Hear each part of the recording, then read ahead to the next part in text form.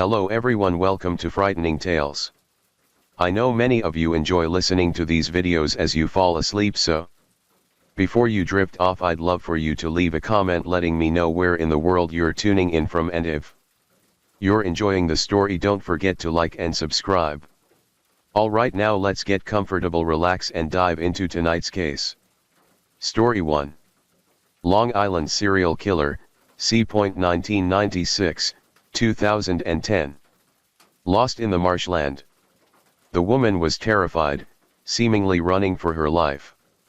Soon after she vanished into the night, a peaceful area of rural Long Island began to yield up its terrible secrets. Dense marshland runs alongside Long Island's Ocean Parkway, a beautiful albeit desolate stretch of beach highway. It was here, hidden away from the eyes of passing drivers, that a serial killer disposed of his victims.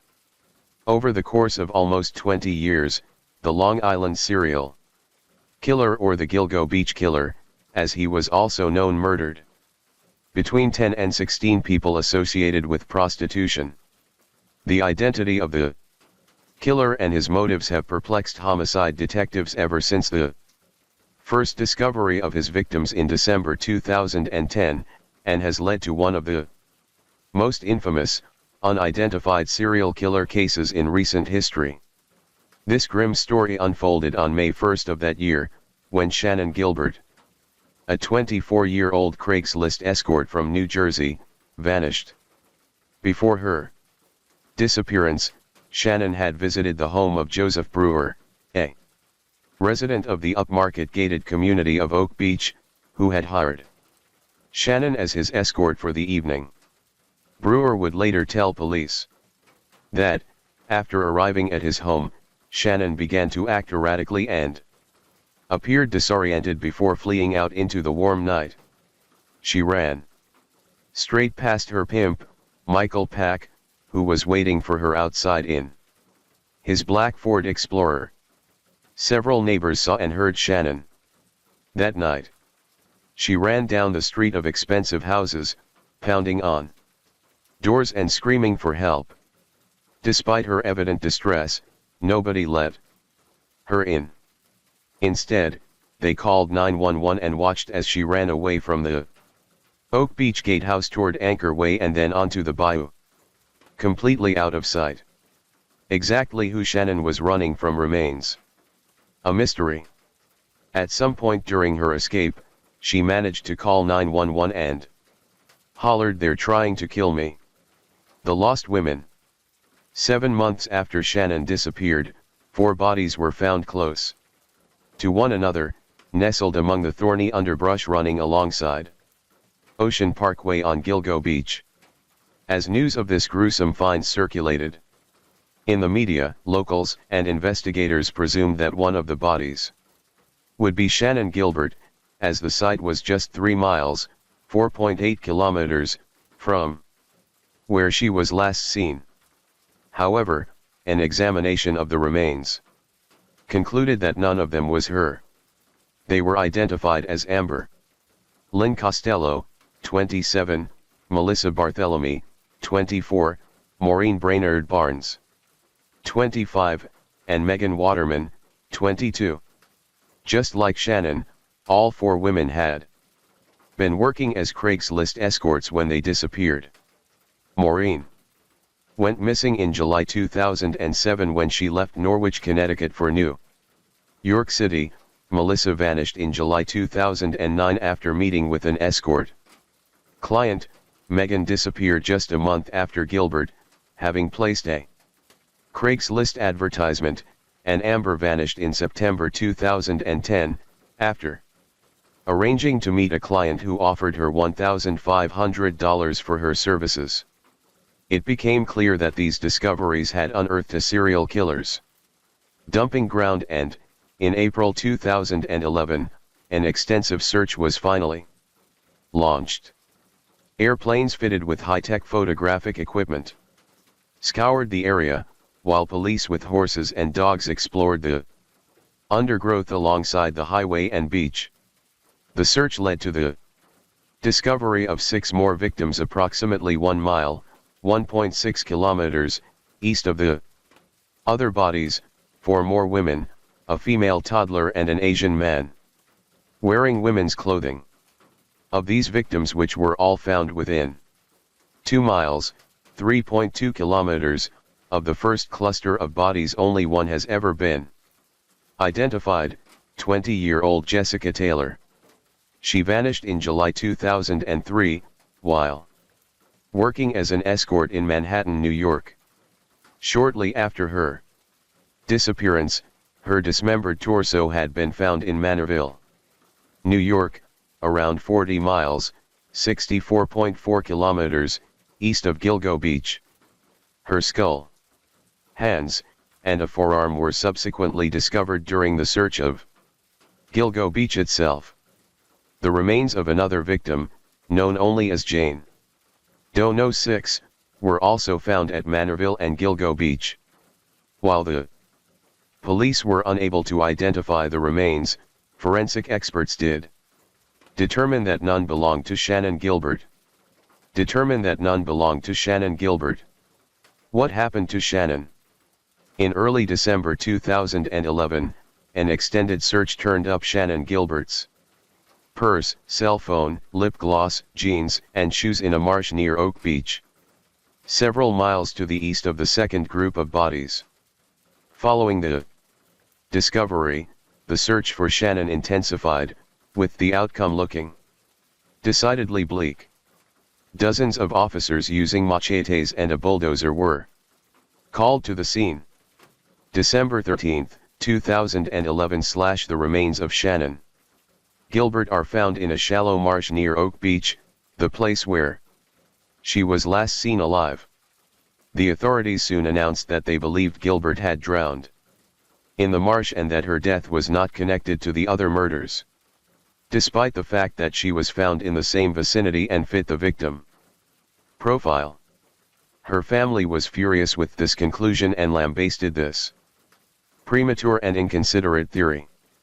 In fact, before Gilbert's body was even found, Suffolk County Police Commissioner Richard Dormer publicly announced that he believed Gilbert had wandered off and accidentally drowned.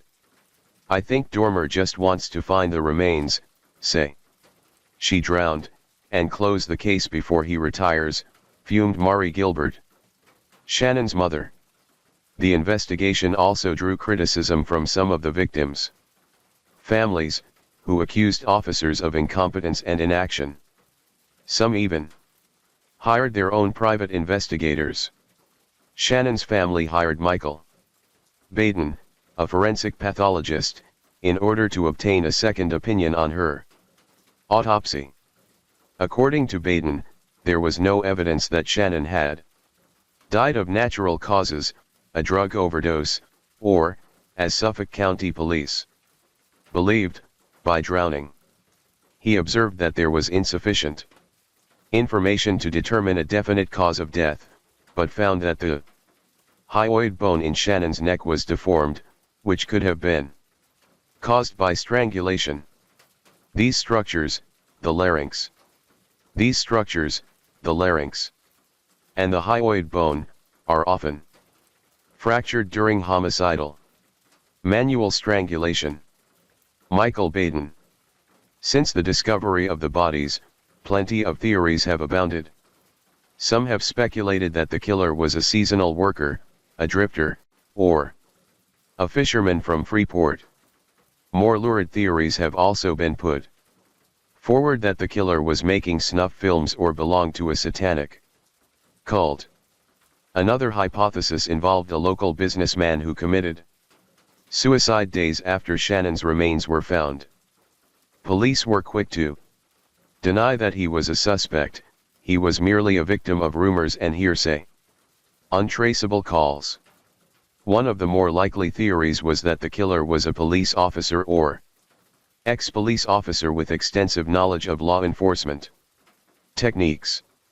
Following Melissa Barthelomy's disappearance, the Long Island serial killer made taunting phone calls to her 16-year-old sister, Amanda. He called Melissa a whore and asked if Amanda knew what Melissa was doing.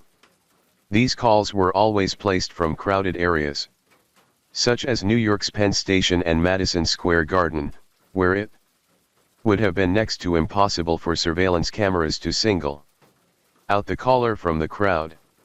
Moreover, the caller only stayed on the line for under 3 minutes, indicating that he knew it took from 3 to 5 minutes to successfully trace a phone call.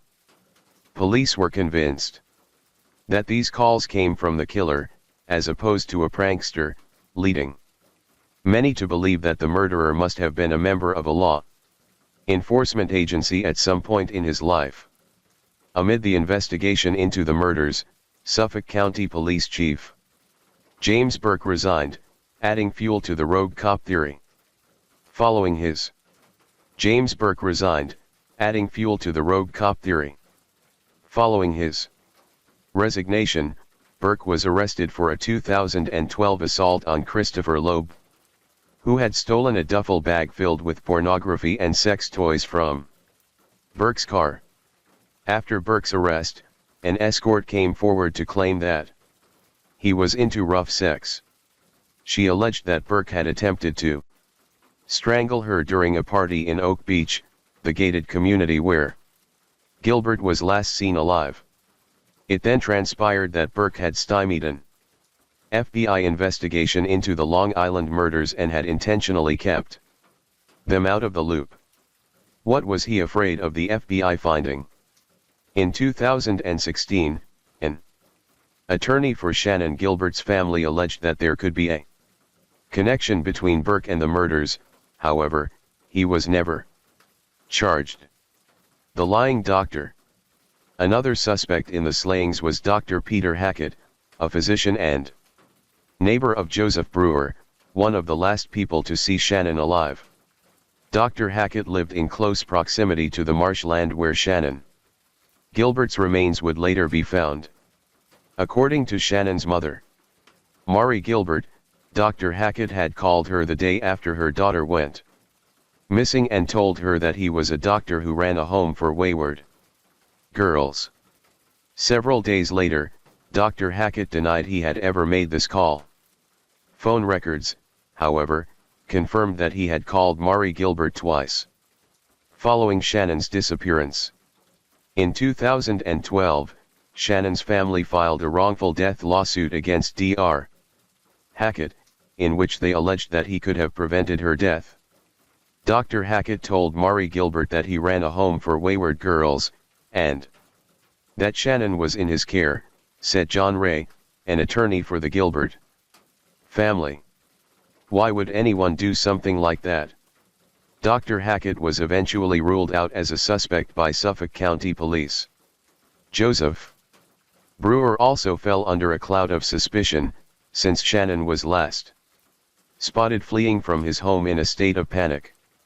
However, he, too, was quickly ruled out as a suspect when Suffolk County Police could find no evidence to tie him to any of the murders. Investigator theories. For years, law enforcement remained tight-lipped on the notorious Long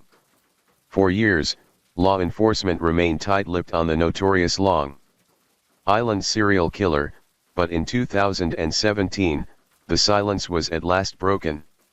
Suffolk County Assistant District Attorney Robert Biancavilla named a new suspect, John Bitrolf, a carpenter who had recently been charged with 25 years to life sentences for beating 2 sex workers to death in 1993 and 1994.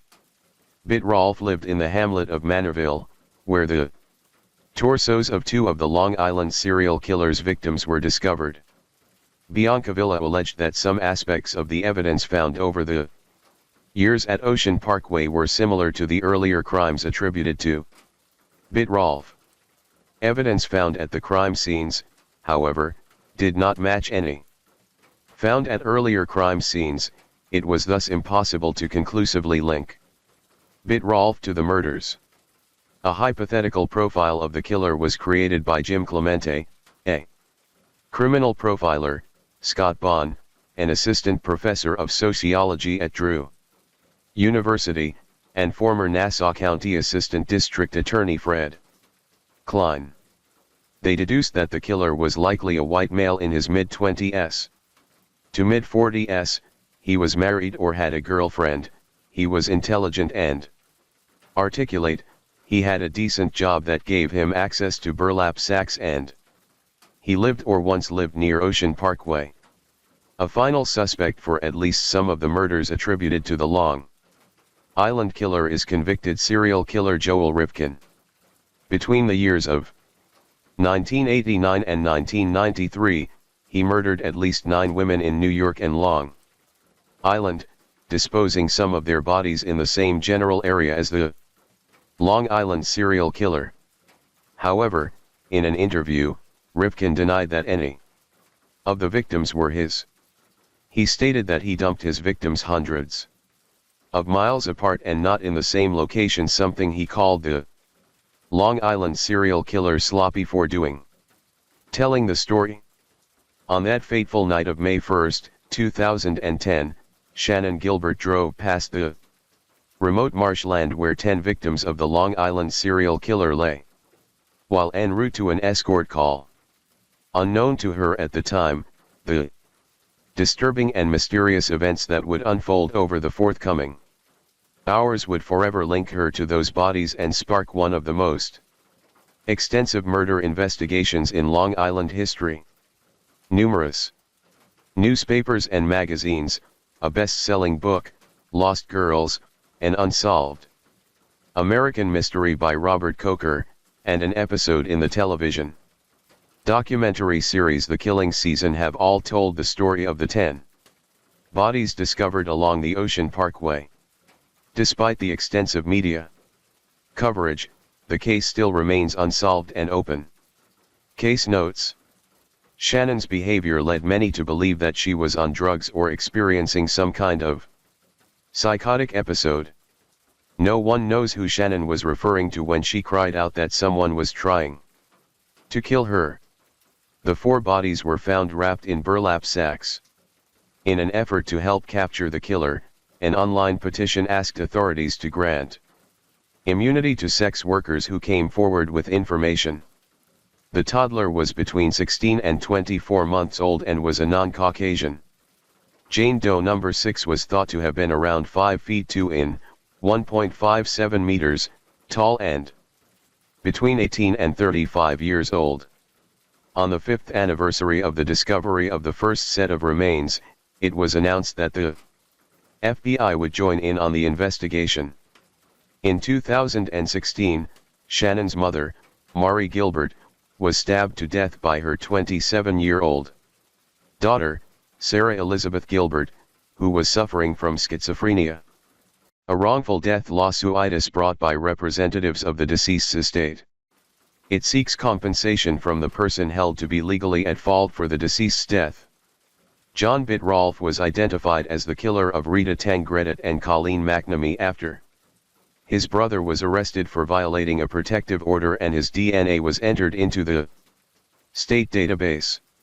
Forensic scientists at the Suffolk County Crime Lab determined that the DNA came from a blood relative of the perpetrator of the 2 murders.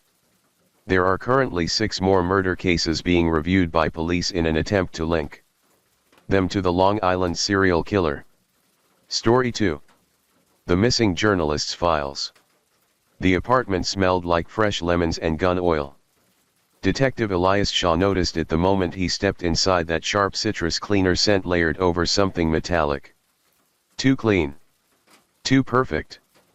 The home of investigative journalist Naomi Carter should have been a warren of coffee-stained notes and tangled charger cords. Instead, her loft looked like a furniture showroom. Not a single fingerprint on the stainless steel fridge. No indentation on the couch cushions. Even her toothbrush was bone dry. The only thing out of place was the blinking red light beneath her desk. Shaw pried up the loose floorboard to reveal a micro SD card taped to the subfloor. The kind used in high-end cameras. The kind that could survive a fire. Or a kidnapping. Part 1, The Last Story.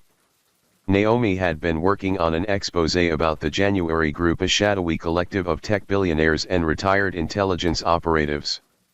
Her notes described a project called Echo Garden, something about social media as behavioral modification. Her last email to her editor read, "Found the human trials. They're using real children. This goes all the way to..." The sentence ended there. The SD card contained 3 files. vid_001.mp4, security footage from a private school playground. Date stamp, 1 week ago. The children move in perfect synchronization, all turning their heads at the same instant despite being scattered across the yard. AUD_002.wave, a whispered conference call. Voices discussing Phase 3 deployment and neural overriding. One speaker mentions a broadcast frequency embedded in TikTok dances. Doc_003.pf, a list of 37 names under the header Echo Garden Control Group. The last 5 names were crossed out in red. Shaw recognized them immediately. They were the missing kids from last month's Amber Alerts. Part 2, The Whistleblower. The only person who would talk was a former lab tech named Dr. Leanne Park. She met Shaw at a 24-hour laundromat, her hands shaking around a coffee cup. "They're not experiments," she whispered. "They're updates. Like patching software. But for human brains." She described how certain viral social media trends contain subliminal audiovisual patterns, flickers in dance videos, static bursts in podcasts, even the cadence of popular ASMR streams. "The January group didn't invent it," Park said. "They just weaponized what was already there. The internet was always haunted." Before leaving, she pressed a USB drive into Shaw's hand. The files inside showed blueprints for a device called an echo chamber, a server that could broadcast thoughts directly into the occipital lobe. The schematics were dated 1997. Part 3, The Silence. Shaw's investigation lasted exactly 48 hours before the walls started talking back. First, his smart speaker played Naomi's last voice, "May I," on loop at 3:17 a.m. Then his Netflix account queued up a documentary about missing journalists. Finally, his phone gallery filled with 137 copies of the same image, a blurred figure standing in Naomi's apartment doorway. The photo's metadata showed it was taken yesterday. From inside Shaw's own phone. Epilogue. The official report lists Naomi Carter as a runaway. The SD card evidence was lost in transit to the FBI lab. Shaw took early retirement. But sometimes, when he's scrolling TikTok with his niece, he notices something odd: all the kids at her school doing the same dance. The exact same way. And if he squints at the screen just right, the glitches in the video form letters. 2 words, repeating like a stuck record. Echo, echo, echo. 3 weeks after closing the case, Shaw received a package with no return address. Inside, a single VHS tape labeled Test Group 37. The footage shows Naomi Carter smiling at the camera. Her pupils contract in perfect sync with the flickering static. Detective Shaw's hands shook as he inserted the VHS tape into his grandfather's old player. The television screen fizzed with static before resolving into a clinical white room. Naomi Carter sat stiffly in a metal chair, her usually wild curls neatly brushed, her press badge still clipped to her sweater. Test Group 37, Session 12, announced a robotic female voice. Subject NC7249 demonstrates successful neural synchronization. Naomi's head snapped toward the camera with mechanical precision. When she spoke, her voice carried an eerie harmonic echo as if multiple people were speaking through her at once. "The garden is growing. The flowers are singing. Can't you hear the pretty song?"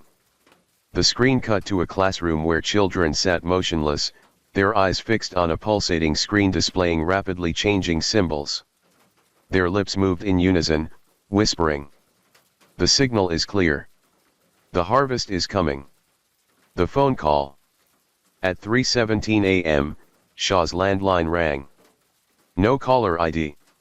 Just hollow static and breathing. Then. You shouldn't have looked for me. Naomi's voice, but wrong, stretched and layered. Now they'll plant a garden in your mind too. The call ended with 7 seconds of a pulsing electronic tone that made Shaw's nose bleed. The control group. Shaw tracked down the parents of the crossed-out names from Naomi's list. All 5 families had recently moved into identical white houses in a new development called Echo Valley. Their children, officially listed as runaways, now appeared nightly on a closed-circuit homeschool channel, reciting multiplication tables in perfect sync. The parents all said the same thing. Our child came home improved. Their smiles never reached their eyes. The broadcast. The final clue came from a retired FCC engineer. He showed Shaw spectral analyses of popular YouTube videos, each containing hidden ultrasonic pulses at the exact frequency described in the echo chamber blueprints. It's not mind control, the engineer whispered. It's mind replacement. They're overriding people with something else. As Shaw left, the old man's television switched on by itself. The screen showed Naomi standing in a field of white flowers, her mouth moving soundlessly. The closed captioning read, "Your turn soon." The children's drawings started appearing everywhere. Detective Shaw found the first one taped to his refrigerator one morning, a crude crayon sketch of a stick figure standing in a field of towering flowers, its head replaced with a buzzing cloud of spirals. The same image kept surfacing, on restaurant napkins, in library books, even etched into the frost on his car windshield. Then came the whispers. The white van. Security footage from Shaw's apartment building showed a pristine white van parking outside every night at 3:17 a.m. No license plates. No driver ever seen entering or exiting. Just the faint glow of monitors visible through tinted windows. When Shaw approached it, the van's radio crackled to life, broadcasting a distorted version of Naomi's last podcast episode. Her voice had been spliced with something mechanical. "The flowers are hungry, detective. They've been waiting for someone like you, someone who resists the pruning." Inside the van. 7 empty chairs facing a wall of monitors. A vintage rotary phone ringing incessantly. A live feed showing Shaw's own bedroom. Echo Valley. The development wasn't on any maps. The GPS coordinates from the van led Shaw to a stretch of barren farmland dotted with white communication towers disguised as trees. Each house was an exact replica of Naomi's apartment. Inside Unit 37.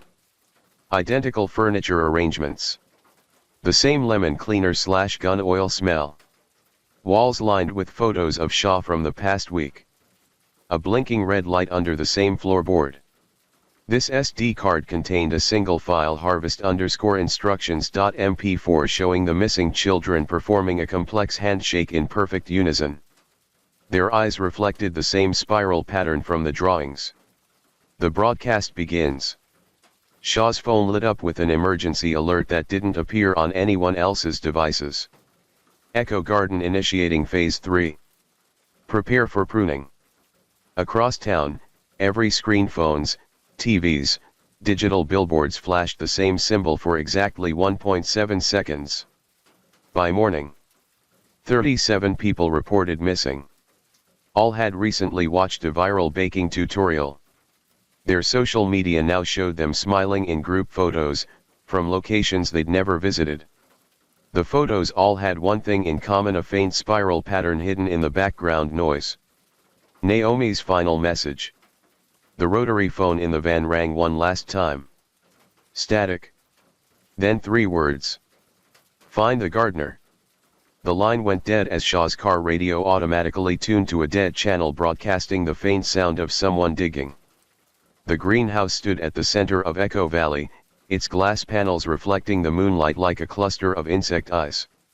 Detective Shaw's breath fogged in the air as he approached, his service weapon heavy in his hand. The scent of damp earth and something sweet like rotting orchids clung to the night. Inside, rows of children stood motionless between hydroponic planters, their faces tilted toward ceiling-mounted speakers emitting a subsonic hum.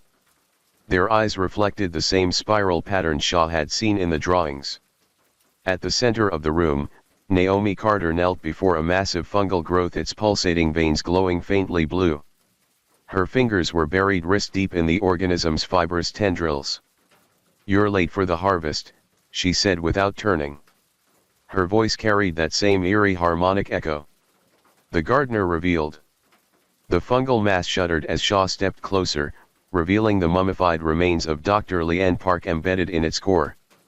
Her eye sockets swarmed with bioluminescent mites that formed shifting patterns, the same symbols from the viral videos.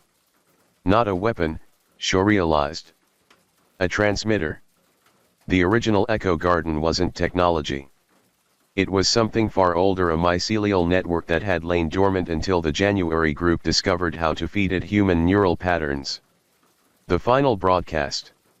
Naomi's head lolled back as thick tendrils emerged from her mouth. The children began chanting in perfect unison. One mind. One garden. No more lonely thoughts.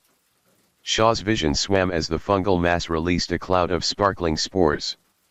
His radio crackled to life with a familiar voice, his own, but distorted. "Join us. The pruning doesn't hurt. We'll make you better." The choice. In his final moment of clarity, Shaw noticed the emergency gas canisters lining the walls. The children's drawings hadn't been warnings. They were instructions. As the flames engulfed the greenhouse, the last thing Shaw saw was Naomi smiling, her eyes finally her own again before the broadcast signal cut out across the entire county. Epilogue. 1 month later. Echo Valley was condemned for toxic mold. The missing children returned home, claiming they'd been at sleepaway camp. All traces of the spiral pattern vanished from digital files. But sometimes, late at night, old radios still pick up faint transmissions of Shaw's voice whispering coordinates to other potential gardens. And in empty classrooms across the country, children occasionally pause mid-activity, heads tilting in perfect synchronization as if listening to some faraway signal. Final image, a close-up of a classroom wall where 37 crayon drawings now show a new symbol, a burning flower. Story 3. The Tylenol Murders, 1982. Death at the drugstore. Tylenol is one of the leading over-the-counter remedies for pain and fever. However, in September 1982, after taking the harmless drug, people in Chicago started dropping down dead. Mary Kellerman woke up one Wednesday morning in 1982 feeling a bit under the weather. Her parents did what many do when hearing sore throat complaints. They gave her extra-strength Tylenol to ease the pain before it was time for her to head off to school in the Chicago suburb of Elk Grove Village, Illinois. Mary padded into the bathroom and closed the door. Her father heard a sudden, loud thump. Paramedics tried to save Mary, but nothing helped. The 12-year-old girl was pronounced dead by 10 a.m. Across town, a 27-year-old postal worker named Adam Janis woke up sick enough to call off work. He picked up his kids from morning preschool and stopped by a pharmacy in another Chicago suburb to get some medicine. He fixed his children lunch, then prescribed himself two Tylenol and a nap. Minutes later, he collapsed in his kitchen. Medics suspected a heart attack, despite his young age and seemingly good health. No one could have known that Mary and Adam's deaths were tragically linked, despite the two having never met. They would be the first of 7 victims killed by extra-strength Tylenol capsules poisoned with potassium cyanide. Devastated family members gathered in mourning at Adam Janis' home. The dead man's younger brother, 25-year-old Stanley, felt chronic back pain flaring up, and Stanley's 19-year-old wife Teresa had a headache, brought on by the stress of the heartbreaking day. The couple both swallowed some Tylenol from Adam's cabinet. Stanley collapsed. First, then Teresa. Thomas Kim, medical director of the Northwest Community Hospital's intensive care unit, had been the one to sign Adam's paperwork, indicating that he had suffered a heart attack. He was about to leave for home when he heard that more members of the Janis family were being rushed to his unit. Kim later told reporters of his shock at these sudden developments. He had met Stanley just hours earlier. I had been talking to this 6-foot, healthy guy, he said. When he learned Stanley's wife was also dangerously ill, he knew he was dealing with something far more sinister than a heart attack. The same day that Mary Kellerman and Adam Janis died, September 29, 1982, a woman named Mary Lynn Reiner suffered the same fate. At 3:45 p.m., the broad-smiled 27-year-old, who had given birth just days earlier, popped some Tylenol for her pain. She collapsed and died soon after. As investigators searched the Janis house, another woman, 31-year-old Mary McFarland, told her co-workers at an Illinois Bell store in Lombard that she had a headache and went into a back room to take some Tylenol. She collapsed within minutes, and died. Making connections. In hindsight, it is easy to see Tylenol as a common thread. However, for investigators at the time, the use of this over-the-counter medication was so mundane that it did not jump out as the cause of death. What Dr. Kim did soon figure out was that the victims all showed symptoms of potassium cyanide poisoning, abdominal pain, dizziness, and heart failure. Blood tests confirmed his diagnosis and, as he later told reporters, he paced his office, trying to work out how these disparate people had all been exposed to the same toxin. By the end of Wednesday, barely 12 hours after little Mary Kellerman was pronounced dead, 2 suburban firefighters who had been monitoring chatter on the fire radios they kept in their homes started comparing notes on the phone. The firefighters shared their theory with Kim, who knew the Janises had taken Tylenol but hadn't known about the other victims. Authorities retrieved the red and white bottles from all of the victims' homes and realized they came from the same lot and shared expiration dates. 2. I said. This is a wild stab, but maybe it's Tylenol. Firefighter Richard Keyworth.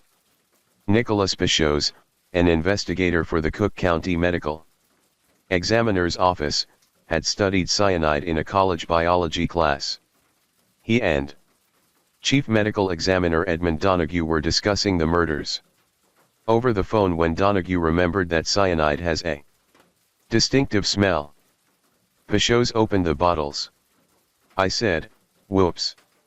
I smell something. It smells like almonds," he later told a reporter. 3. Lab tests confirmed that whoever was behind the tampering had made it a gunless game of Russian roulette. In each bottle, a handful of the capsules had been emptied and replaced with a lethal dose of cyanide. Between 5 and 7 micrograms of cyanide is fatal, and the contaminated capsules contained as much as 65 milligrams of the poison, several thousand times more than a fatal dose. The people who consumed these capsules typically collapsed within minutes. Panic in Chicago. By Thursday, just one day after the first deaths, the media were warning all of Chicago and soon the country about the Tylenol connection. Chicago police, worried residents might miss the news, went through the streets broadcasting the message over loudspeakers. Investigators with the U.S. Food and Drug Administration warned consumers to avoid buying Tylenol and not to take any already in their homes. Pharmacy owners. Tylenol and not to take any already in their homes. Pharmacy owners pulled the drug from their shelves, and Johnson & Johnson, the parent Firm for Tylenol maker McNeil Consumer Products Co. offered refunds to panicked customers. Poisoned pills. McNeil officials ruled out tampering during production. The company routinely kept a random sample of pills from every lot produced. They tested the lot in question MC2880, expiration date April 1987 after the deaths. They were clean, said McNeil spokeswoman Elsie Bemer. This finding led authorities to believe that someone in Chicago had bought the Tylenol bottles legitimately, taken them home, tampered with the capsules, and then put them back on shelves throughout the city. Unwitting customers bought them, never knowing when they paid for their simple bottle of headache medicine that they were sealing their or their loved one's fate. Meanwhile, the body count grew. On Friday, October 1, 35-year-old Paula Prince was found in her Chicago apartment. She had last been seen at a Walgreens on North Wells Street on Wednesday, just after the flight attendant had landed in O'Hare from Las Vegas. Surveillance photos showed Prince buying a bottle of Tylenol at about 9:30 p.m. that night. She had no way of knowing that across town, doctors were on the cusp of tying tainted Tylenol capsules to a spate of sudden deaths. September 30, 1982. The final victim, Paula Prince, dies after taking Tylenol. Prince died soon after taking the pills, but her body was not discovered. For 2 days, her sister was supposed to meet her for dinner, and Paula wasn't answering her telephone. Friend and fellow flight attendant Jonah Hearn later commented. 3. According to Richard Bertschek, superintendent of the Chicago Police Department, Paula Prince had gone to the bathroom to remove her makeup and pop the meds while in there. The Tylenol bottle was still sitting open on the vanity, Bertschek commented. She took it in the bathroom, and by the time she got to the threshold of the door, she was dead. Dead ends. As panicked as Chicago was, the rest of the nation could take comfort in knowing that the attack appeared to be isolated until it didn't. A few days into the high-profile investigation, news spread that other victims were falling ill nationwide from various poisons, including rat poison and hydrochloric acid. Authorities investigated and found that these incidents were caused by opportunistic copycats. It seemed that anyone with a grudge was jumping aboard the pill-tainting bandwagon.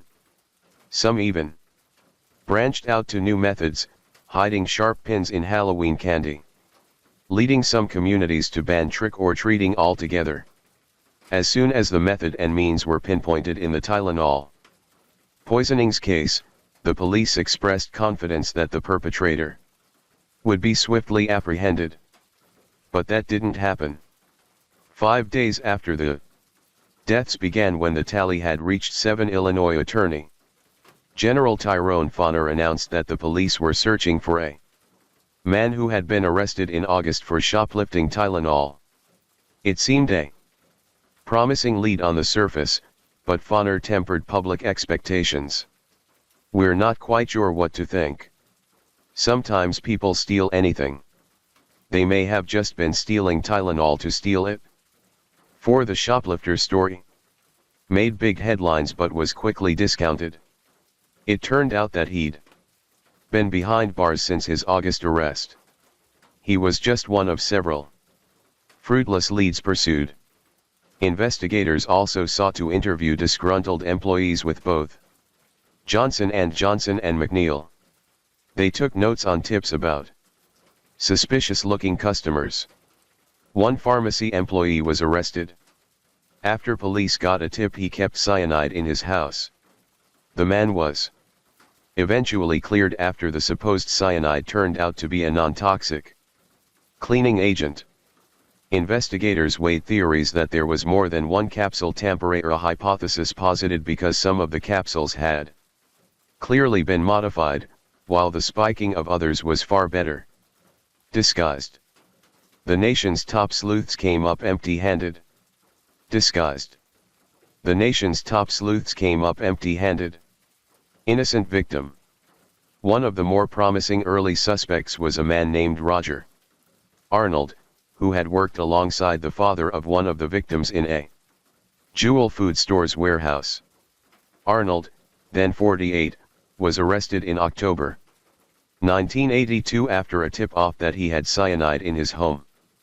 Police interrogated Arnold for 3 days, after which they dismissed any link between him and the Tylenol deaths.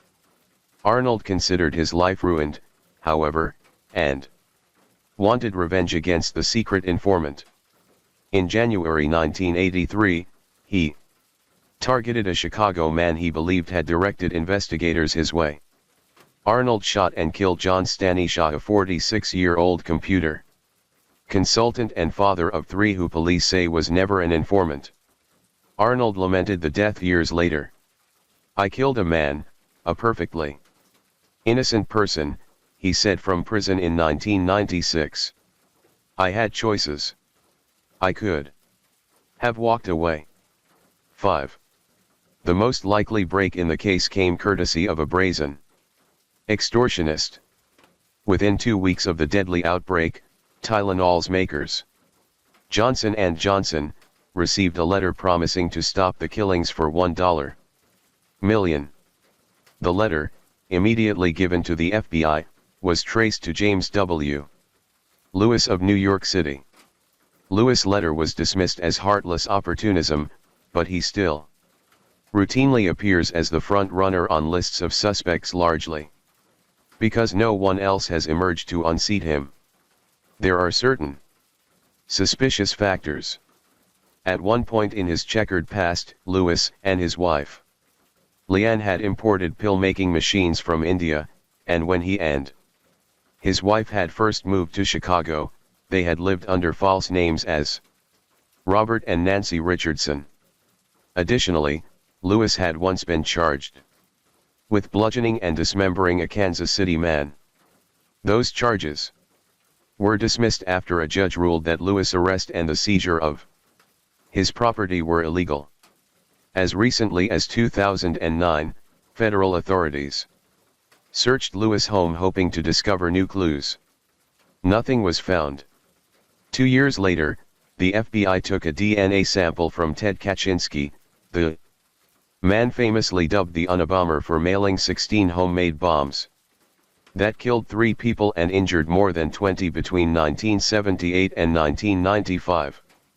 Imprisoned since 1996, Kaczynski was on the police's radar because he Imprisoned since 1996, Kaczynski was on the police's radar because he had lived with his parents in suburban Chicago during the Tylenol murders. Every lead led to big headlines, but nothing more. Safety first. The only solid progress ever made in the case involved packaging. Within days of the deaths, legislators proposed new laws requiring manufacturers to seal drug containers. The little foil seals are commonplace now, but prior to young Mary Kellerman collapsing in her bathroom, all that stood between a malevolent would-be tamperator and a stranger's medicine was a twist-off lid and a wad of cotton. Pichos, one of the original investigators, recently lamented that the killer remains nameless after all these years.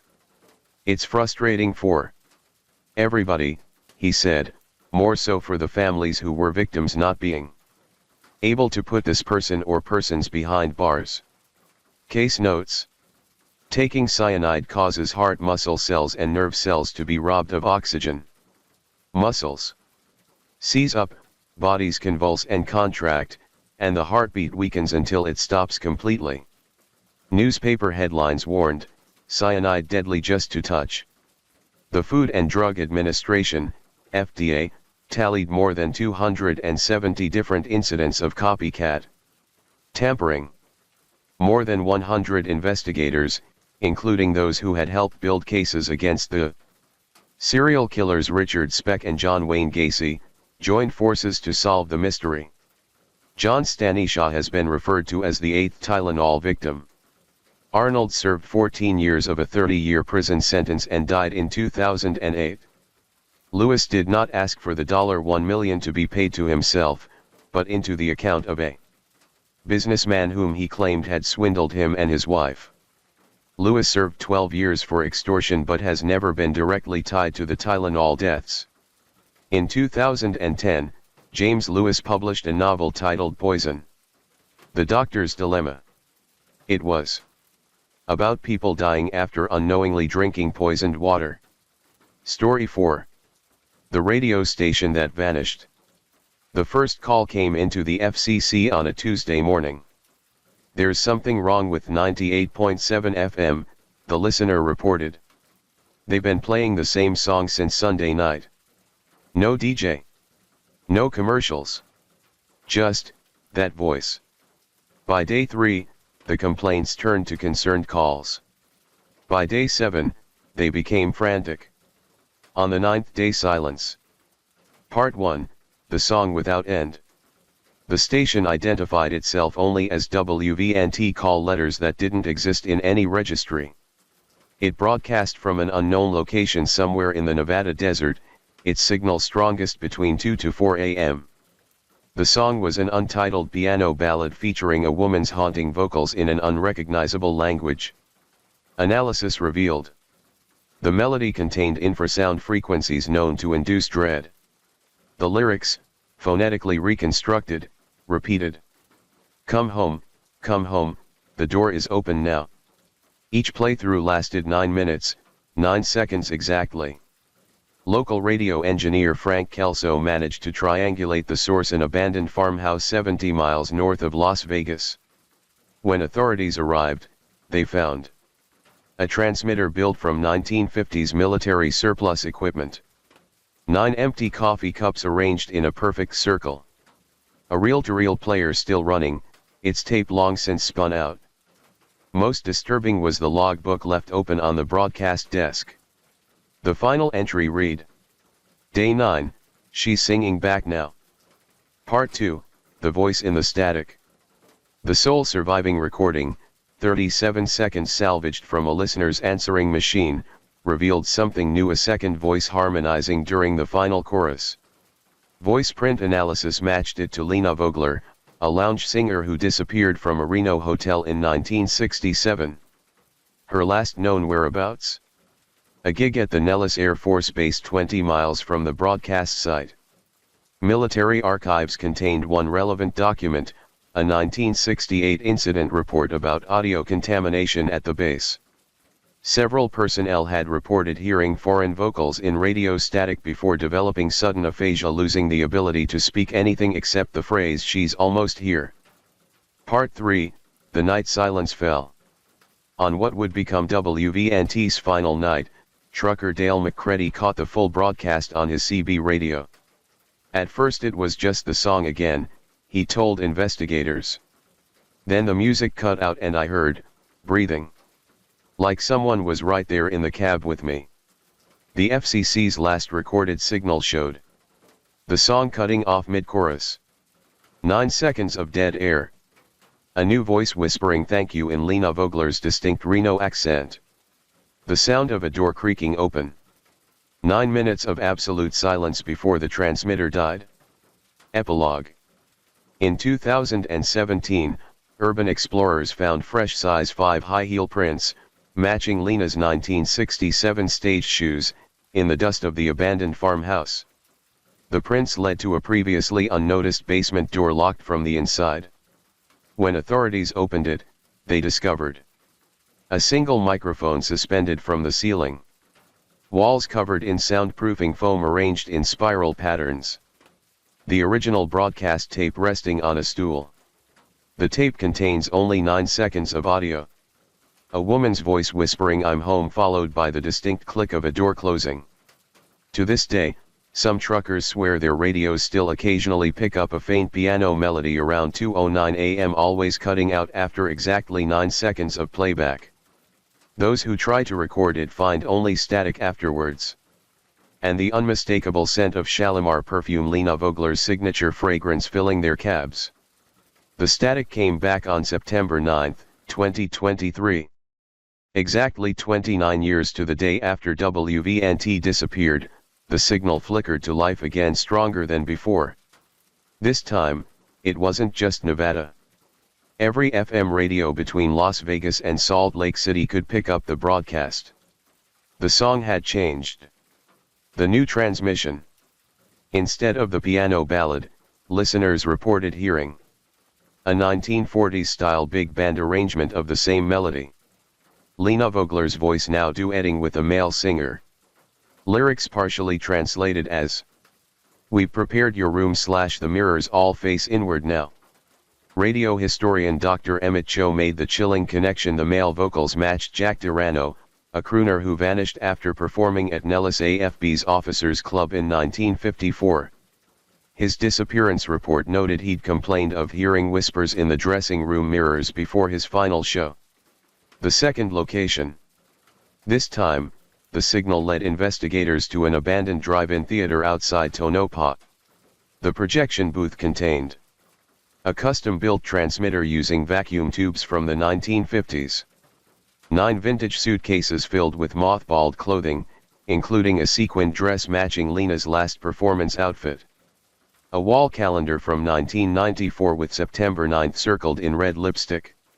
Most disturbing was the film reel still threaded through the projector, showing static except for brief flashes of a long hallway with 9 identical door shadows moving behind frosted glass. A title card reading "Encore performance soon." The listener effects. Those who heard the full 2023 broadcast reported dreams of being on stage with no audience. An inability to recognize their reflection for exactly 9 minutes after waking. Finding faint lipstick marks on their home telephones. Several victims shared the same experience, answering a call at 3:09 a.m. to hear big band music and what sounded like a crowded room in the background before the line went dead. The mysterious engineer.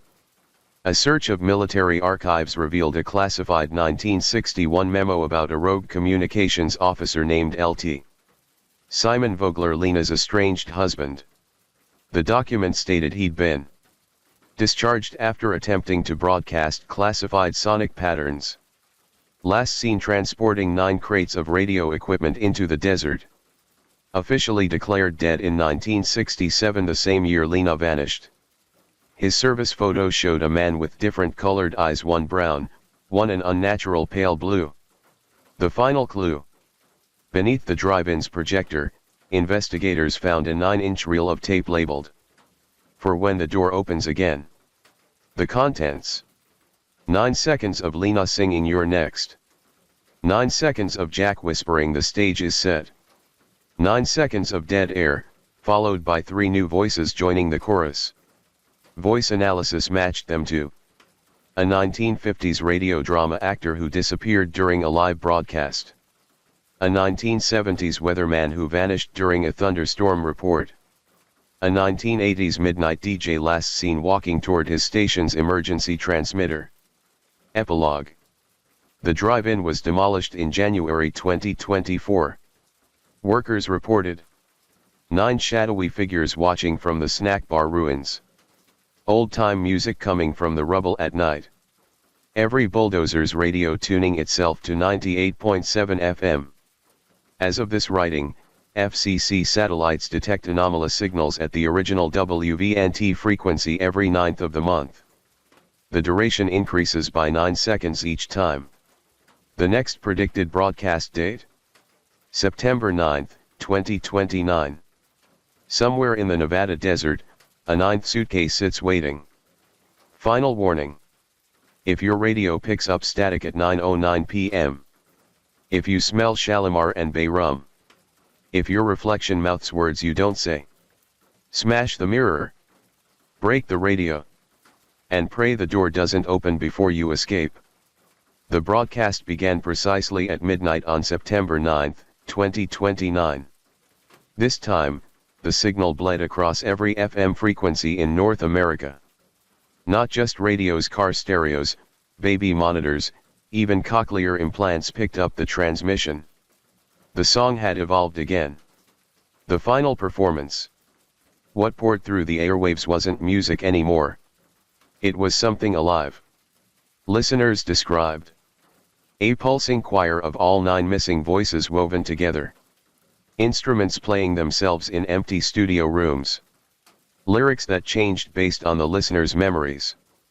A recurring refrain, the curtain rises in 9 minutes. At 12:09 a.m., the signal cut out globally.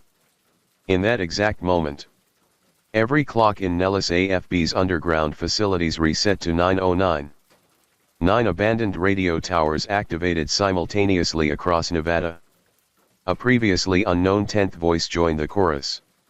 The tunnel. A team of urban explorers discovered the source beneath the demolished drive-in. A 1940s-era broadcast studio buried 90 feet underground, accessible through 9 identical elevator shafts. The control room contained 9 microphones arranged in a semicircle. A wall of monitors showing live feeds of radio stations worldwide. Lena Vogler's skeleton seated at the master control board, fingers still resting on the on switch. Most chilling was the glass isolation booth at the center, its walls covered in fingerprints, the interior smelling strongly of Shalimar. The microphone inside showed signs of recent use. The broadcaster's log. A leather-bound journal lay open on the engineering console. Asterisk day 900, the door stays open now. They're coming through the mirrors. We'll be ready for the final show. SV. The last page contained a list. Lena Vogler, 1967. Jack Durano, 1954. Your Name, 2029. The performers. Security footage from the tunnel showed 9 shadowy figures moving between microphones. The glass booth's light activating at 3:09 a.m. The monitors suddenly displaying live feeds from listeners' homes. When investigators checked the studio's equipment, the reel-to-reel contained future dates in its metadata. The transmitter was powered by an unknown energy source. All 9 elevators now descended far deeper than the original dig site. Epilogue. The government sealed the tunnel with concrete on September 10. That night, every radio in Nevada briefly tuned itself to dead air at 9:09 p.m. 9 seconds of whispering followed. Encore. Encore. Then a 10th voice, recognizably the lead investigator, saying, "I volunteer as tribute." The next morning, that investigator was found in his home studio. Microphone still live. Sunglasses covering his newly mismatched eyes. Lips moving silently along to unheard music. His final recording? 9 seconds of a brand new song. Final warning. When the static comes, don't count the voices. Don't hum along. And if your reflection starts conducting an invisible orchestra, close your eyes before the 9th beat. The concrete never stood a chance. On the 9th night after sealing the tunnel, engineers monitoring the site heard it, the unmistakable sound of a 1940s radio jingle playing through 3 feet of reinforced concrete. When they peeled back the seal, they found the elevator doors standing open. A single reel-to-reel tape rested in the dust, labeled in familiar red lipstick.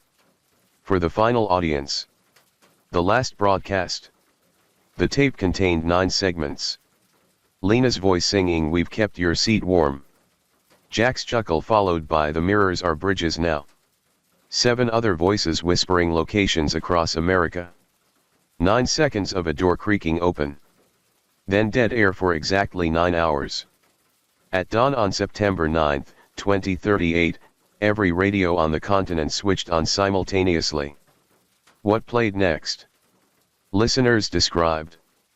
A full orchestra performing in perfect sync, though no players were visible.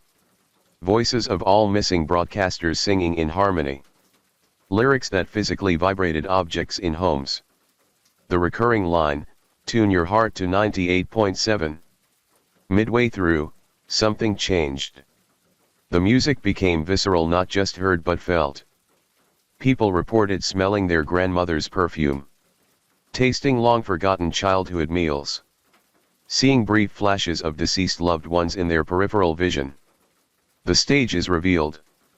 A team of paranormal investigators followed the coordinates to a massive underground theater beneath Death Valley.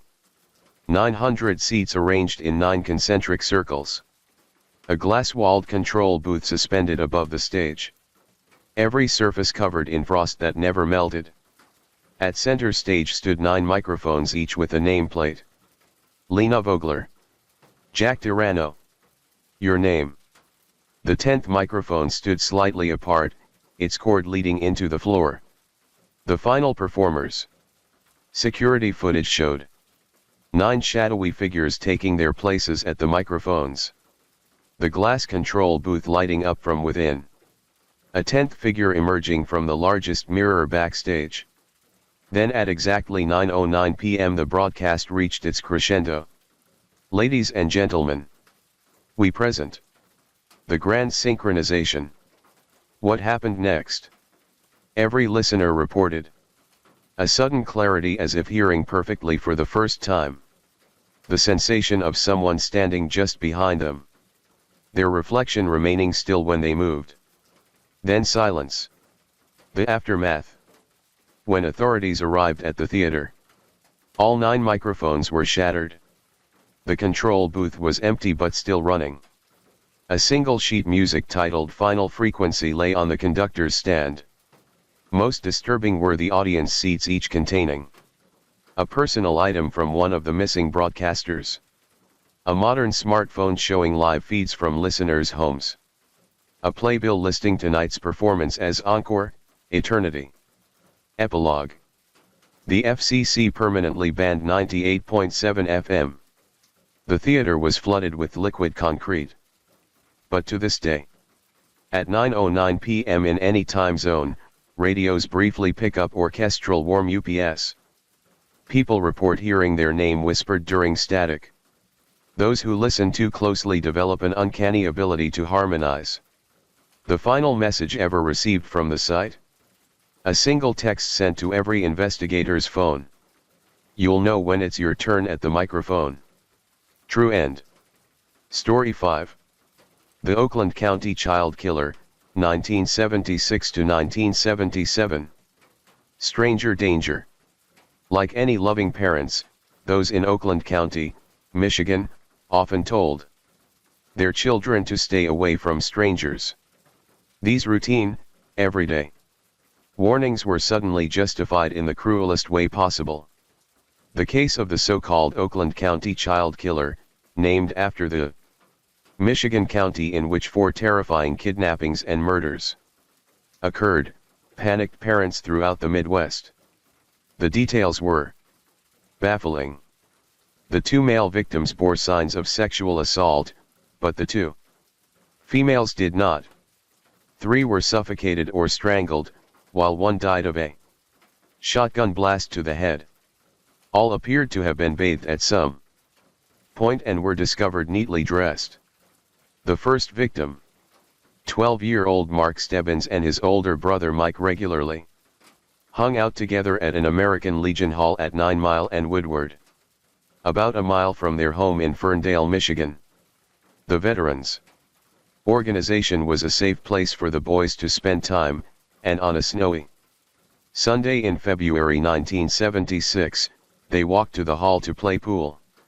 After a while, Mark, described as a good student who liked to spend time alone, said he wanted to walk home to watch television. It was a path he had taken countless times before, both with his brother and by himself. But on this day, Mark did not arrive home, and his mother, Ruth, called police in a panic. While Mark Stebbins' disappearance worried those who knew him, it was not the type of case that would normally receive widespread media attention. That changed 4 days later, when an office worker in the nearby town of Southfield spotted his body abandoned in a parking lot. February 19, 1976. Mark Stebbins' body is found. Mark had rope burns on his wrists, but he was not bound, and it appeared that he had been strangled or suffocated at least a day earlier. Ferndale Police Chief Donald Geary told reporters the boy's body likely had been kept in the trunk of a car before being ditched in the parking lot. Not only had he been scrubbed clean, but his fingernails had been scraped by his killer. As the police investigated and Mark's family mourned, months passed by and the tragic case slipped quietly from the headlines. Connected killings. On December 26, 1976, a motorist found the body of 12-year-old Jill Robinson in Troy, Michigan. She had left her Royal Oak home 4 days earlier after a row with her mother over what to have for dinner. On the surface, it was tough to discern if Jill's death was related to Mark's. The little girl had died in a completely different manner, a shotgun blast to the head rather than asphyxiation. But a few striking similarities led police to believe that there must be a connection. Jill's parents were also divorced. Like Mark, she was described as a loner, and it appeared she had been kidnapped and held for days before being killed. As with Mark, she had been fed and given water to drink while held captive. Her body, like Mark's, was dumped on a day it had snowed, helping to obscure much needed evidence. The killer's pace quickened. The next victim disappeared just a week later, on January 2, 1977, after leaving a party store just 4 blocks from her house in nearby Berkeley, Michigan. 10-year-old Christine Mihalik had bought a magazine and was walking along a busy thoroughfare in broad daylight when she vanished. Because Jill's body had been found so recently, Christine's disappearance was treated with far more urgency. Officers canvassed the neighborhood looking for witnesses and clues but found nothing. A week after Christine vanished, police assumed the worst. And that scared them. If someone can be snatched off a busy street at 3 p.m. on a Sunday afternoon, how can you protect anyone? SGT. David Pish. These fears were realized when snow fell on January 22, 1977, 19 days after Christine's disappearance. Mail carrier Jerry Wozni discovered Christine's body in a ditch along a dead-end road in Franklin, Michigan, another Oakland County town. I saw a hand. It scared the hell out of me, Wozni told reporters. He said it appeared that snow had been tossed on top of her body to make her difficult to spot. To the headlines the next day read, Slayings Terrorize County. 3. The final disappearance. Less than 2 months later, that terror reached the King family. On March 16, 1977, 11-year-old Tim asked his sister Kathy for 30 cents so he could buy candy from a drugstore 3 blocks from home. He left his house in Birmingham, Michigan, at about 8:15 p.m. and skateboarded to the Hunter Maple Pharmacy. The store clerk, Amy Walters, saw him leave with his candy at about 8:30 p.m. through a rear door that led to a darkened parking lot. Tim never returned home. Tim King's body was found a week later. Like the other victims, he had been kept alive much of the time he had been missing. Officials believed that he was suffocated within an hour of being found. While Tim was missing, his mother had written a letter to the Detroit News, pleading for him to come home for some Kentucky Fried Chicken, his favorite meal. An autopsy of the body revealed the food that he had eaten just before he was killed: fried chicken. Tim's meticulously clean body was found in a ditch along a well-traveled dirt road in Livonia, Michigan, with his skateboard placed next to it. The location marked a slight change in pattern, as Livonia fell in. The location marked a slight change in pattern, as Livonia fell in Wayne County, rather than neighboring Oakland. Police and sheriff's deputies from both jurisdictions were therefore dedicated to the case. Police descriptions. Enough witnesses finally came forward for the police to create a sketch of a suspect. The face that emerged belonged to a white man with dark hair, a prominent nose, and thick lips. Bushy mutton chops ran down his cheeks. An accompanying psychological profile told the community they were looking for someone from 20 to 35 years old, who was well educated and worked in a white-collar job with enough flexibility to give him the freedom to carry out his terrible crimes. We believe that he appears sane 99% of the time, said Birmingham Police Chief Jerry Tobin, who suggested that the killer might be seeing a psychiatrist. Tobin urged anyone in the medical or legal professions to come forward with any information. For the police also began to suspect that the killer was being protected by someone close to him, a relative or a friend. No individual could have kept 4 children for varying lengths of time without someone knowing. Birmingham Police Chief Jerry Tobin. It was probably because of that suspicion that family members of the victims were stonewalled by investigators. This was very frustrating to Tim's parents, who had been especially cooperative in humoring investigators' hunches early on. Detectives had believed that whoever was holding Tim hostage would react badly to his parents' emotional pleas, so the couple had agreed to conceal their grief and keep their tone positive during news conferences. The Kings felt that they had received little cooperation from the authorities in return and subsequently sued the county prosecutor's office, hoping to force it to release more. The county prosecutor's office, hoping to force it to release more evidence from the case. In 2012, the office did release 6,000 pages of case documents. Suspect speculation. Little official information meant that over the years, rumors have abounded over the identity of the Oakland County child killer. Was he a mysterious man named John, or a priest, or someone posing as a police officer? Few actual names were publicly tied to the case. Among the first was David Norberg, an auto worker who drove a car that looked similar to one described near Tim's abduction site. Norberg had been suspected of killing 2 girls in the late 1970s, though he was not convicted. After he died in a car crash in 1981, his wife found a small silver cross inscribed with the name Christine. She remembered the girl who had been the Oakland County child killer's 3rd victim and showed the cross to Christine's aunt, who said it was identical to one Christine had worn at the Romeo Peach Festival shortly before her death.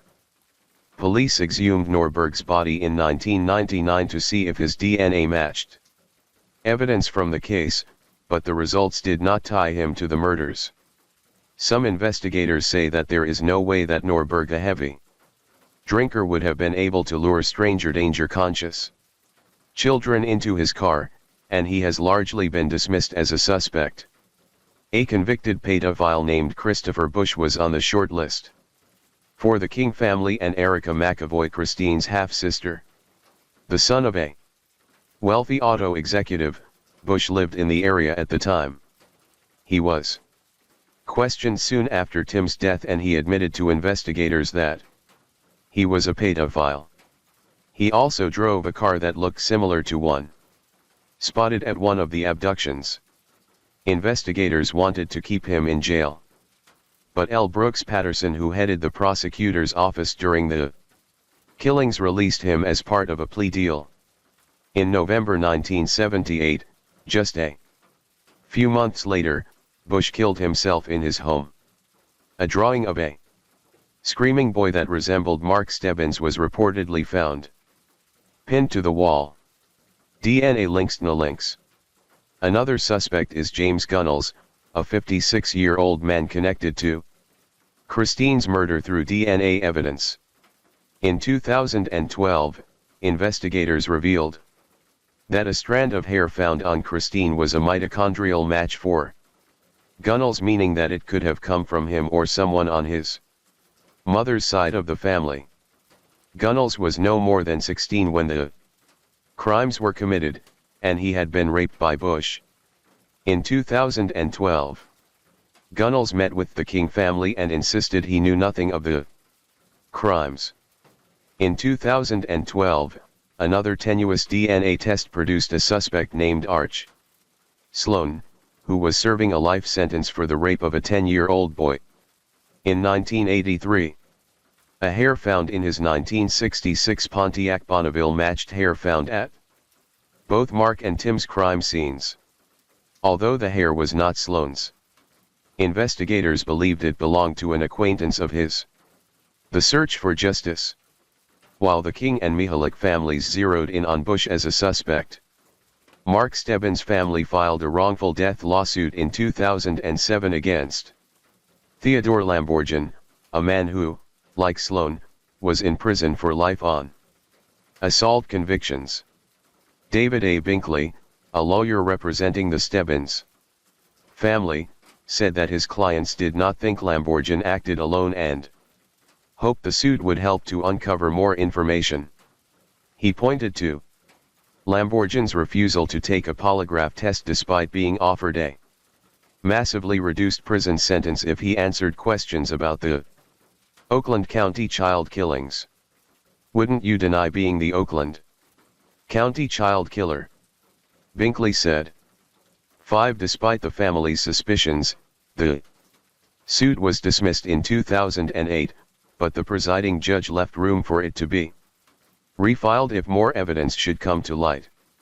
Tim's father, Barry King, has replayed time and again how he had talked to his son after the community learned of Christine's death.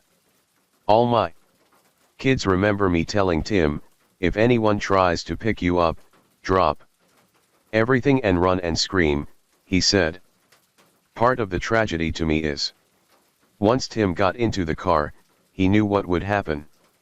That's the worst part of it all."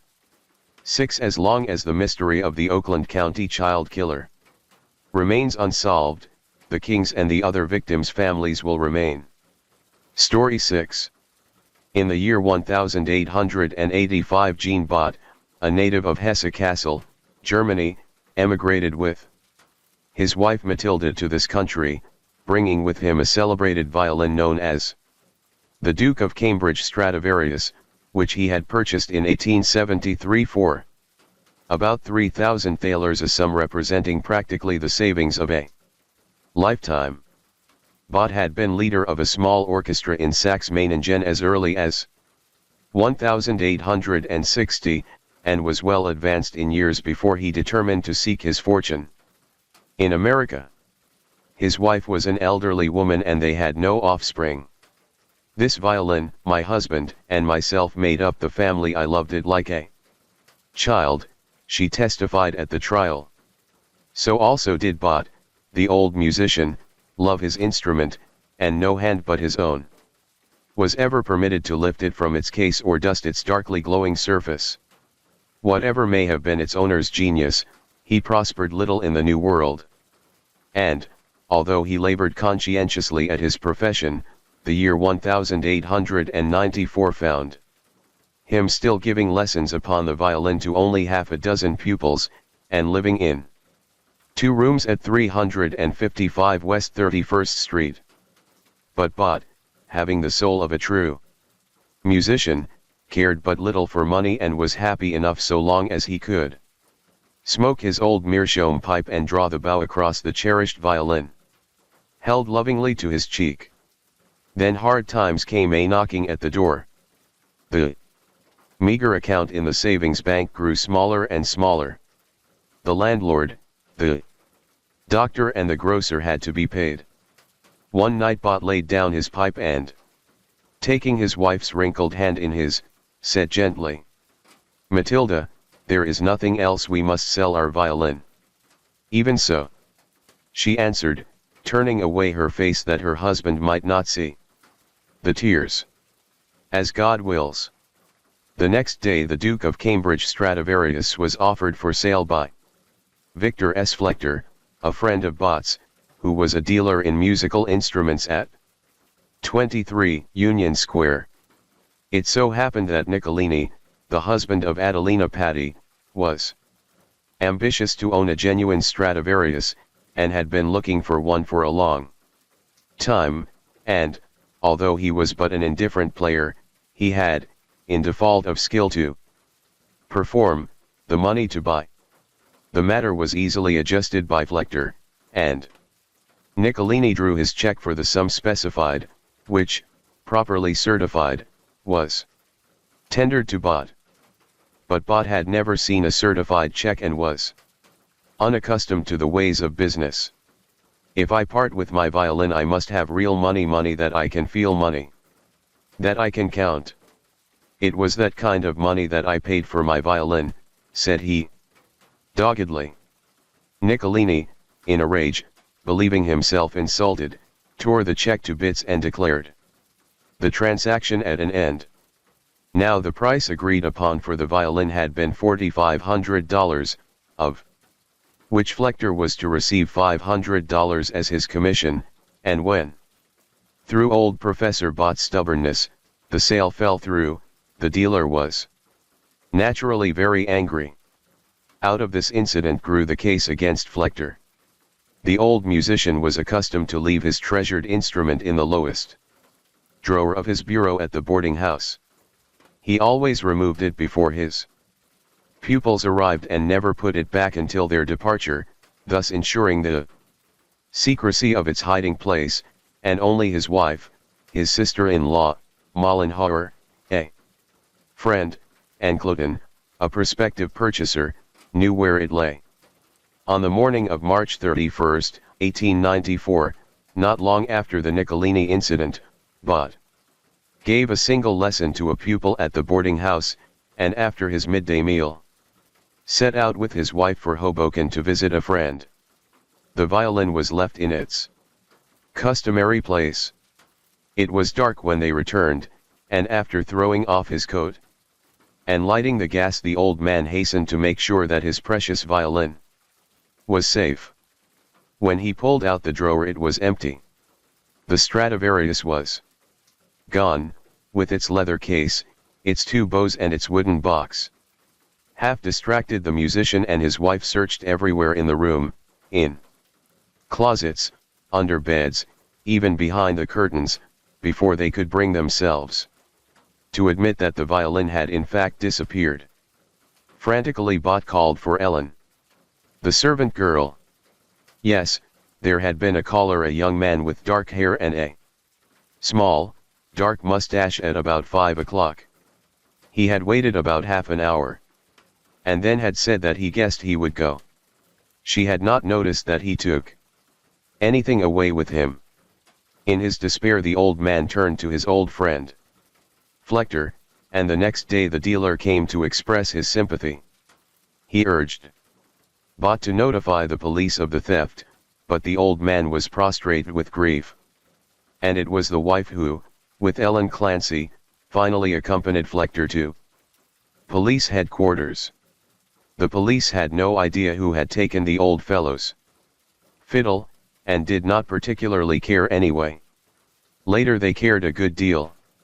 Bott now began an endless and almost hopeless search for his beloved instrument, visiting every place where violins were sold, every pawn shop and second-hand store again and again, until the proprietors began to think the old man must be crazy. Sometimes Flechter went with him. Once, the two traveled all the way over to New Jersey, but the scent proved to be a false one. Bott grew thinner and older week by week, almost day by day. When the professor did not feel equal to going outdoors, Mrs. Bott went for him, and on these occasions often called at Flechter's store to report progress, ask his advice and secure his encouragement. One day during one of these visits in the July following the loss of the violin, Flechter handed Mrs. Bott a sheet of paper, saying, "I have written something down here. If you have that printed and put a reward to it, you will get your violin back." The wording, partly printed and partly written in script, ran as follows: "Violin lost. $500 reward." No questions asked for return of instrument taken from residence of Jean Bott. March 31, 1894, 355 West 31st Street. Absolute safety and secrecy guaranteed. Victor S. Flechter, number 21 Union Square, violin maker and dealer. Mrs. Bott thanked him and took the notice away with her, but its publication had no result. The old professor began to fail, he no longer had an instrument upon which to teach his pupils, and those he could avail himself of seemed harsh and discordant. He had no appetite, and even found no solace in his pipe. Almost penniless, they were forced to give up their lodgings and move to Hoboken. Mrs. Bott still kept up the search, but the professor could no longer tramp the streets looking for his violin. He sat silent in his room, slowly, surely, dying of a broken heart. In course of time someone advised Mrs. Bott to lay her case before the district attorney, and accordingly, during the summer, she visited the criminal courts building and told her story to Colonel Allen, one of the assistants, who became greatly interested. The overwrought old woman had begun to suspect everybody, and even to accuse her husband's friend, Flechter, of a lack of any real interest. She thought he ought to be able to find the violin if he really made the effort. Allen began to take notice. The sleuth in him pricked up its ears. Why, sure. Certainly, Flechter was the one man who knew what Bott's violin was really worth, the one man who could sell it to advantage, and he had been done out of $500 by the old musician's stupidity. Allen thought he'd take a look into the thing. Now, there lived in the same boarding house with Allen a friend of his named Harry P. Durden, and to Durden Allen recounted the story of the lost violin and voiced his suspicions of Flechter. Durden entered enthusiastically into the case, volunteering to play the part of an amateur detective. Accordingly Durden, accompanied by a central office man named Baird, visited Flechter's place of business, and the two represented themselves as connoisseurs in violins and anxious to procure a genuine Strad for a certain Mr. Wright in St. Paul. Flechter expressed entire confidence in his ability to procure one, and did almost succeed in purchasing for them the so-called Jupiter Strad. All this took time, and at last, on April 28, 1895, poor old Bott died in his boarding house in Hoboken. After the funeral the widow settled up her affairs, changing her boarding place temporarily, and, having no ties in this country, determined to return to end her days in the fatherland. On May 21 she wrote to Flechter, who had lost all track of her, that her husband had died, that she had moved to 306 River Street, Hoboken, and that she thought seriously of going back to Germany. 2 days later Flechter wrote the following letter to the central office man, who had given his name as Southan, an employee of the alleged Mr. Wright. Mr. Southan, care of H. P. Durden. Dear Sir, write to inform you that I have a genuine Strad to offer you and would like to see you at your earliest convenience. Very respectfully yours, Victor S. Flechter. When Allen saw this letter it seemed to him absolutely to confirm his suspicions. Now that the only person in the world who had been authoritatively able to identify the Duke of Cambridge Stradivarius was dead, Flechter was offering one for sale. Then occurred the strangest thing of all. On May 28, 5 days after Flechter's letter to Southan, Mrs. Bott received the following extraordinary epistle. Like the notice given her by Flechter in his office, it was partly written in printed capitals, and partly in script. May 28, 1895. To Mrs. Bott, 306 River Street, Hoboken, N.J. Dear Madam, I wish to inform you that the violin taken from your house some time ago will be returned if you are willing to abide by agreements that will be made between you and I later on. It was my intention first to dispose of it, but on account of its great value and the danger it would place me in by offering for sale, being a violin maker and dealer and not being able to sell with safety for such a large sum of money, I concluded to wait. I have now thought the matter over and come to the conclusion that a little money is better than none, and if you are anxious for the return of the violin and willing to pay a sum of money, small compared with the value of the violin, I think we can make a deal.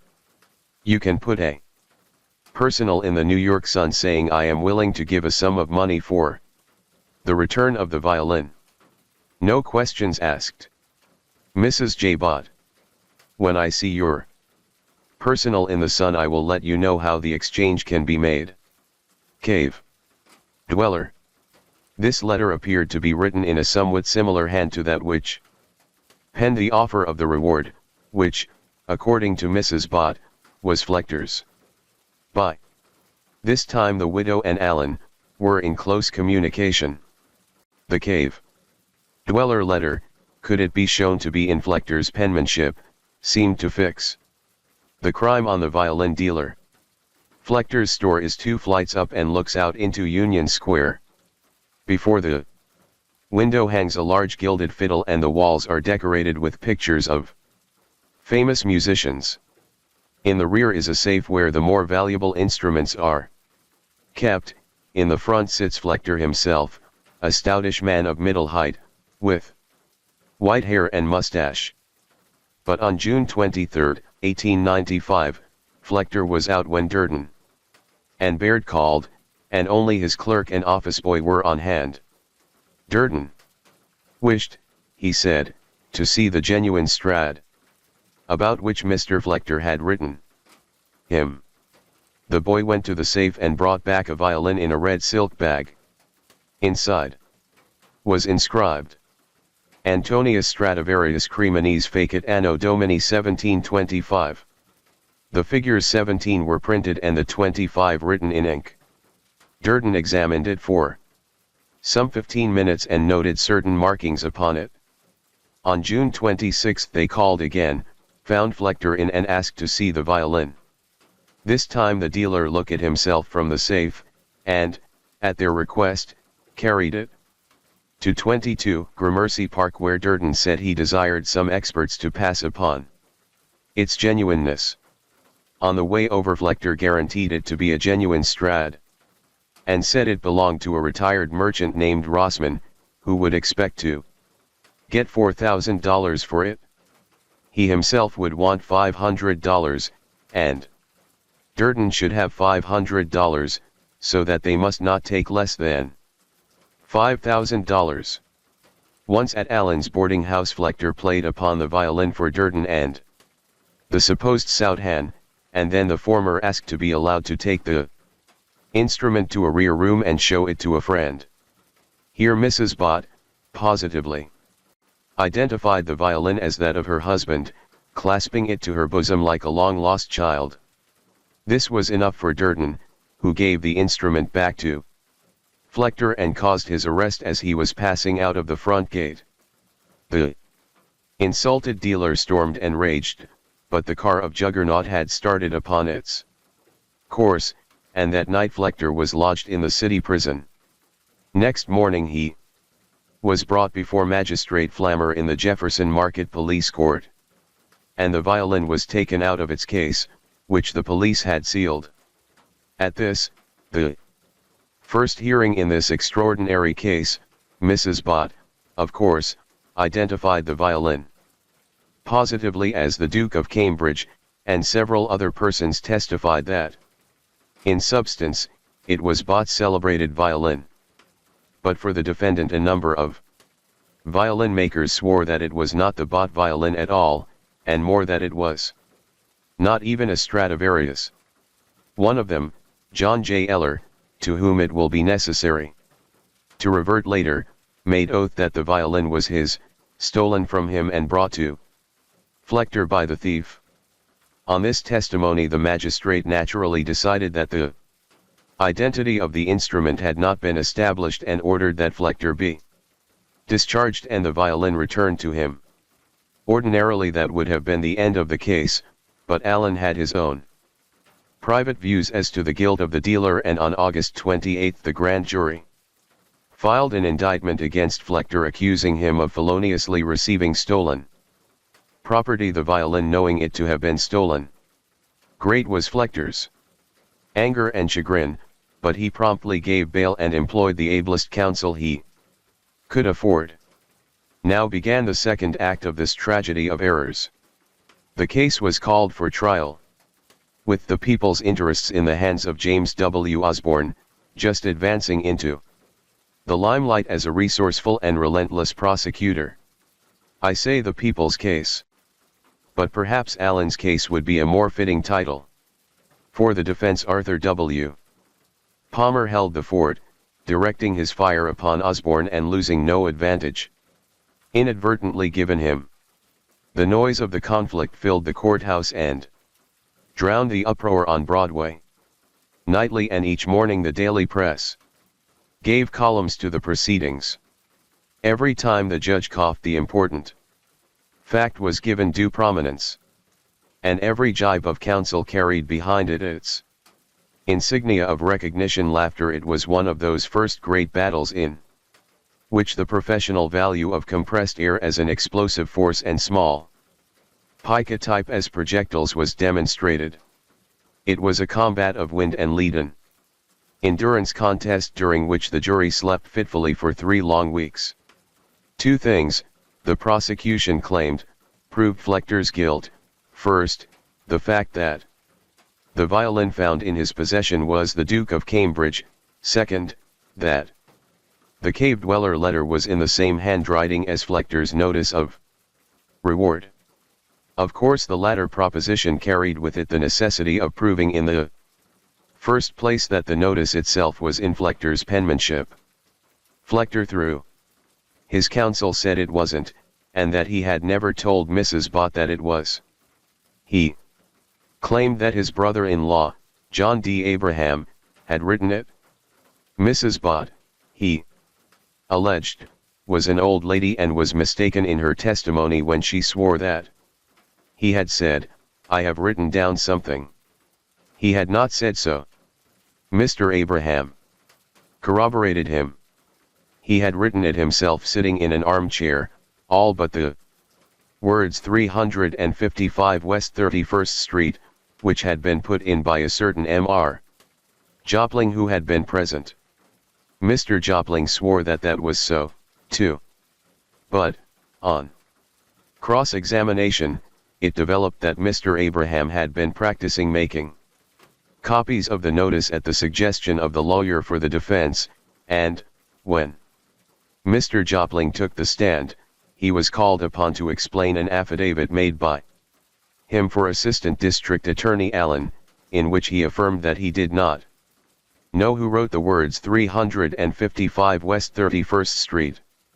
His explanation did not explain, and, anyhow, there did not seem to be any particular reason why Abraham and Jopling should have written Flechter's notice for him. Besides, even if Flechter did not write it and Abraham did, it would still remain almost as bad for Flechter if it was shown that cave dweller was his own brother-in-law. But Mrs. Bott was a woman who appealed strongly to a jury's sympathies, and she was clear that Flechter had said that he had written the notice. Moreover, she recalled that the date had first been written May and that Flechter had erased it and inserted March in its place. A microscopic examination revealed the fact that such an erasure had been made. When the smoke cleared, the credibility of the defense appeared badly damaged. But the precise point was of little importance. After all, the great question was the identity of cave dweller. On this point a number of witnesses testified from a general knowledge of Flechter's handwriting that the cave dweller letter was his, and 3 well-known handwriting experts, Dr. Percy Fraser, Mr. Daniel T. Ames and Mr. David Carvalho, swore that, in their opinion, the same hand had written it that had penned the notice. It is not unlikely that Flechter's fear of a conviction led him to invite testimony in his behalf which would not bear the test of careful scrutiny. Many an innocent man has paid the penalty for uncommitted crime because he has sought to bolster up his defense with doubtful evidence without the incubus of which he would have been acquitted. Naturally, the chief point against Flechter, if it could be established, was his actual possession of the Bott Stradivarius when he was arrested. Upon this proposition, Mrs. Bott was absolutely positive beyond the possibility of error. So were 8 other witnesses for the prosecution. Then the defense produced a violin alleged to be the same one exhibited in the police court and brought by Flechter to Durden's house, and asked Mrs. Bott and her witnesses what they thought of it. Mrs. Bott could not identify it, but she swore no less positively that it was an entirely different violin from the one which she had seen before the magistrate. Then Osborne hurled his bomb over his enemy's parapet and cried loudly that a monstrous wicked fraud had been perpetrated to thwart justice, that the defense had faked another violin and were now trying to foist the bogus thing in evidence to deceive the court. 10 witnesses for the prosecution now swore that the violin so produced was not the one which Flechter had tried to sell Durden.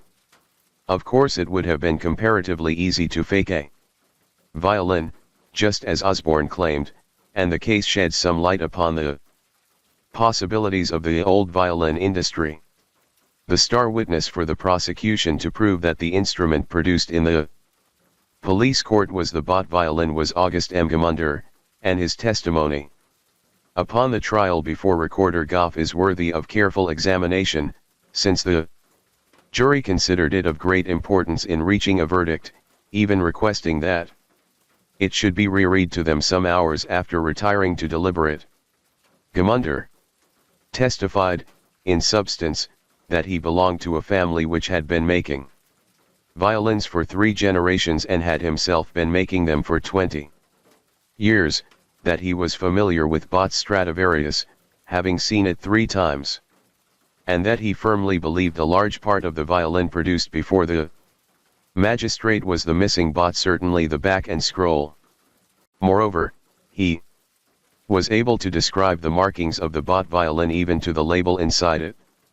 It should be mentioned, however, that in the magistrate's court he had been called only to describe the Bott violin and not to identify the one produced as the Bott itself.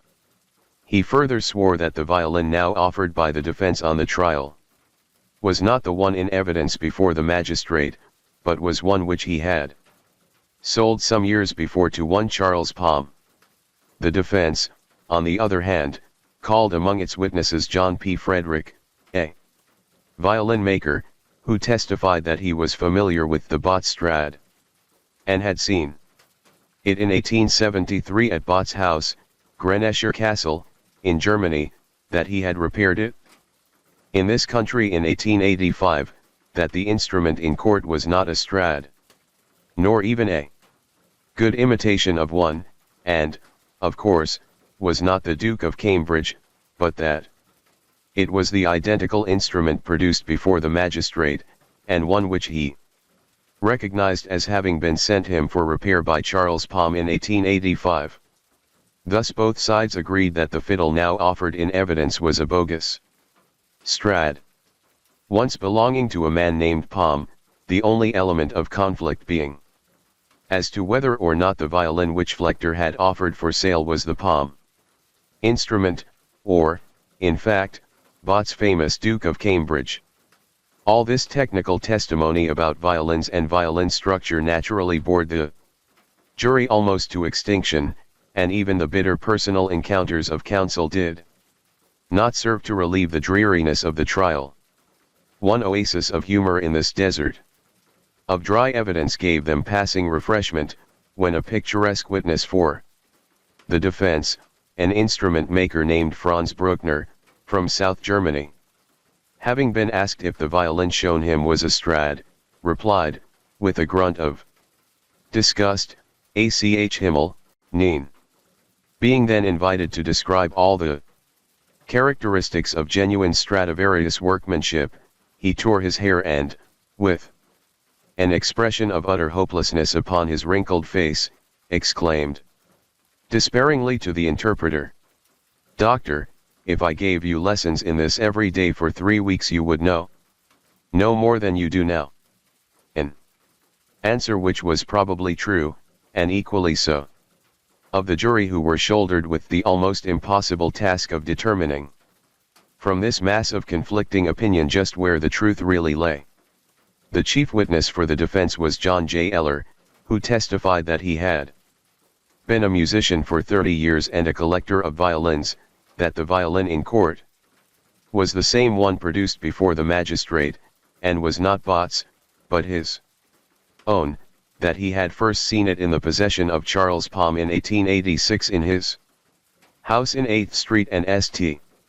Mark's Place, New York City, had borrowed it from Palm and played on it for 2 months in Seabright, and had finally purchased it from Palm in 1891, and continued to play in concerts upon it, until, having been loaned by him to a music teacher named Perotti, in 23rd Street, it was stolen by the latter and sold to Flechter.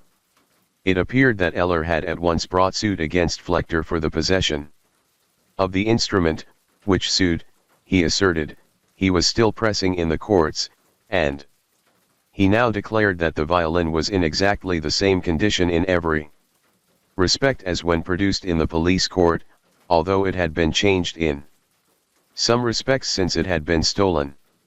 It had originally been made of baked wood by one Dedier Nicholas, an instrument maker of the first half of the 19th century, and stamped with the maker's name, but this inscription was now covered by a Stradivarius label. Eller scornfully pointed out that no Strad had ever been made of baked wood, and showed the jury certain pegs used by no other maker than Nicholas, and certain marks worn upon the instrument by the witness, own playing. He also exhibited the check with which he had paid for it. In support of this evidence Charles Palm himself was called by the defense and identified the violin as one which he had bought some 12 years before for $15 or $20 and later sold to Eller. Upon the question of the identity of the instrument then lying before the jury, this evidence was conclusive, but, of course, it did not satisfy the jury as to whether Flechter had tried to sell the Palm violin or Bott's violin to Durden. Unfortunately, Eller's evidence threw aside light on the defense without which the trial might well have resulted in an acquittal. Eller had sworn that he was still vigorously endeavoring to get the Palm violin back from Flechter, as contradicting him in this respect, and as tending to show that the suit had not only been compromised but that he and Flechter were engaged in trying to put off the Palm violin as a genuine Stradivarius and share the profit of the fraud. The prosecution introduced the following letter from the witness to his lawyer. Clifton House, Chicago, Illinois. March 23, 1896. Dear Counselor, received your letter just now. I have been expecting Mr. Flechter's lawyer would settle with you. He got $900 for the violin and Mr. Meyer arranged with myself for the half, $450, which he proposed himself, and have been expecting a settlement on their part long ago. I have assisted Mr. Palmer, his able lawyer, with the best of my ability, and have covered Mr. Flechter's shortcomings of faking the violin to a Strad. Yours most sincerely, John Eller. Metropolitan Opera Co., Chicago, Ill. From this letter it was fairly inferable that although the defendant might be innocent of the precise crime with which he was charged, he was, nevertheless, upon his own evidence, guilty of having faked a cheap Nicholas violin into a Strad, and of having offered it for sale for the exorbitant price of $5,000. This luckless piece of evidence undoubtedly influenced the jury to convict him. It will be recalled that 10 witnesses for the prosecution had sworn that the violin offered in evidence at the trial was not the one produced in the police court, as against the defendants 5 who asserted that it was. The testimony was all highly technical and confusing, and the jury probably relied more upon their general impressions of the credibility of the witnesses than upon anything else. It is likely that most of the testimony, on both sides, in regard to the identity of the violin was honestly given, for the question was one upon which a genuine divergence of opinion was easily possible. Eller's letter from Chicago so affected the jury that they disregarded his testimony and reverted to that of August Gemunder, to whose evidence attention has already been called, and who swore that it was the Duke of Cambridge, which Flechter had tried to sell to Durden. Alas for the fallibility of even the most honest of witnesses. The case was ably argued by both sides, and every phase of this curious tangle of evidence given its due consideration. The defense very properly laid stress upon the fact that it would have been a ridiculous performance for Flechter to write the cave dweller letter and state therein that he was a violin dealer or maker, thus pointing, unmistakably, to himself, and to further state that for one in his position to dispose of it would be difficult and dangerous. The only explanation for the cave dweller letter which they could offer, however, was that some one interested in procuring Flechter's downfall had caused it to be sent for that purpose. This might either be a business rival or someone connected with the prosecution. While Palmer was summing up for the defense, he noticed Assistant District Attorney Allen smiling and dramatically turning upon him.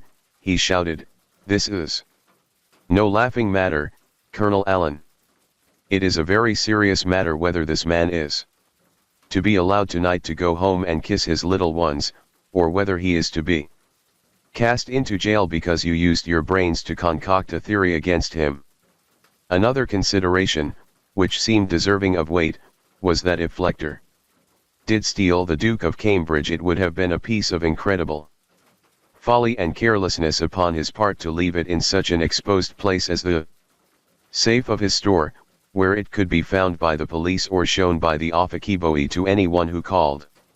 Yet the positive identification of August Gemunder and the fatal disclosures of Eller, coupled with the vehement insistence of the prosecution, led the jury to resolve what doubt they had in the case against the prisoner, and, after deliberating 8 or 10 hours and being out all night, they returned a verdict of guilty. Flechter broke down and declared bitterly that he was the victim of a conspiracy upon the part of his enemies, assisted by a too credulous prosecuting attorney. Everybody admitted that it was an extraordinary case, but the press was consistent in its clamor against Flechter, and opinion generally was that he had been rightly convicted. On May 22 he was sentenced to the penitentiary for 12 months, but, after being incarcerated in the Tombs for 3 weeks, he secured a certificate of reasonable doubt and a stay until his conviction could be reviewed on appeal. Then he gave bail and was released. But he had been in jail. Flechter will never forget that. And, for the time being at least, his reputation was gone, his family disgraced, and his business ruined. A calm reading of the record of the trial suggests that the case abounded in doubts more or less reasonable, and that the court might well have taken it from the jury on that account.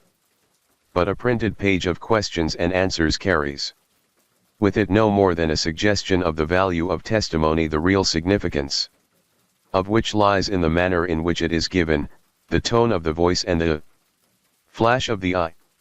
Once again Flechter sat at his desk in the window behind the great gilded fiddle. To him, as to its owner, the great Stradivarius had brought only sorrow. But for him the world had no pity. Surely the strains of this wonderful instrument must have had a dying fall even when played by the loving hand of old Jean Bott. At last, after several years, in 1899, the case came up in the Appellate Division of the Supreme Court. Flechter had been led to believe that his conviction would undoubtedly be reversed and a new trial ordered, which would be tantamount to an acquittal, for it was hardly likely in such an event that a second trial would be considered advisable upon the same evidence. But to his great disappointment, his conviction was sustained by a divided court, in which only 2 of the 5 justices voted for a new trial. Again fortune had averted her face. If only one more judge had thought the evidence insufficient. The great gilded fiddle seemed to Flechter an omen of misfortune. Once more he gave bail, this time in $5,000, and was set at liberty pending his appeal to the highest court in the state. Once more he took his seat in his office and tried to carry on his business. But time had dragged on. People had forgotten all about Flechter and the lost Stradivarius, and when his conviction was affirmed little notice was taken of the fact. It was generally assumed that having been sentenced he was in jail. Then something happened which once more dragged Flechter into the limelight. Editors rushed to their files and dusted the cobwebs off the issues containing the accounts of the trial. The Sign of the Gilded Fiddle became the daily center of a throng of excited musicians, lawyers, and reporters. The lost Stradivarius, the great Duke of Cambridge, the nemesis of Bott and of Flechter, was found by Flechter himself, as he claimed, on August 17, 1900. According to the dealer and his witnesses, the amazing discovery occurred in this wise. A violin maker named Joseph Farr, who at one time had worked for Flechter and had testified in his behalf at the trial, to the effect that the instrument produced in the police court was not Bott's Stradivarius, saw by chance a very fine violin in the possession of a family named Springer in Brooklyn, and notified Flechter of the fact. The latter, who was always ready to purchase choice violins, after vainly trying for a long time to induce the Springers to bring it to New York, called with Farr upon Mrs. Springer and asked to examine it.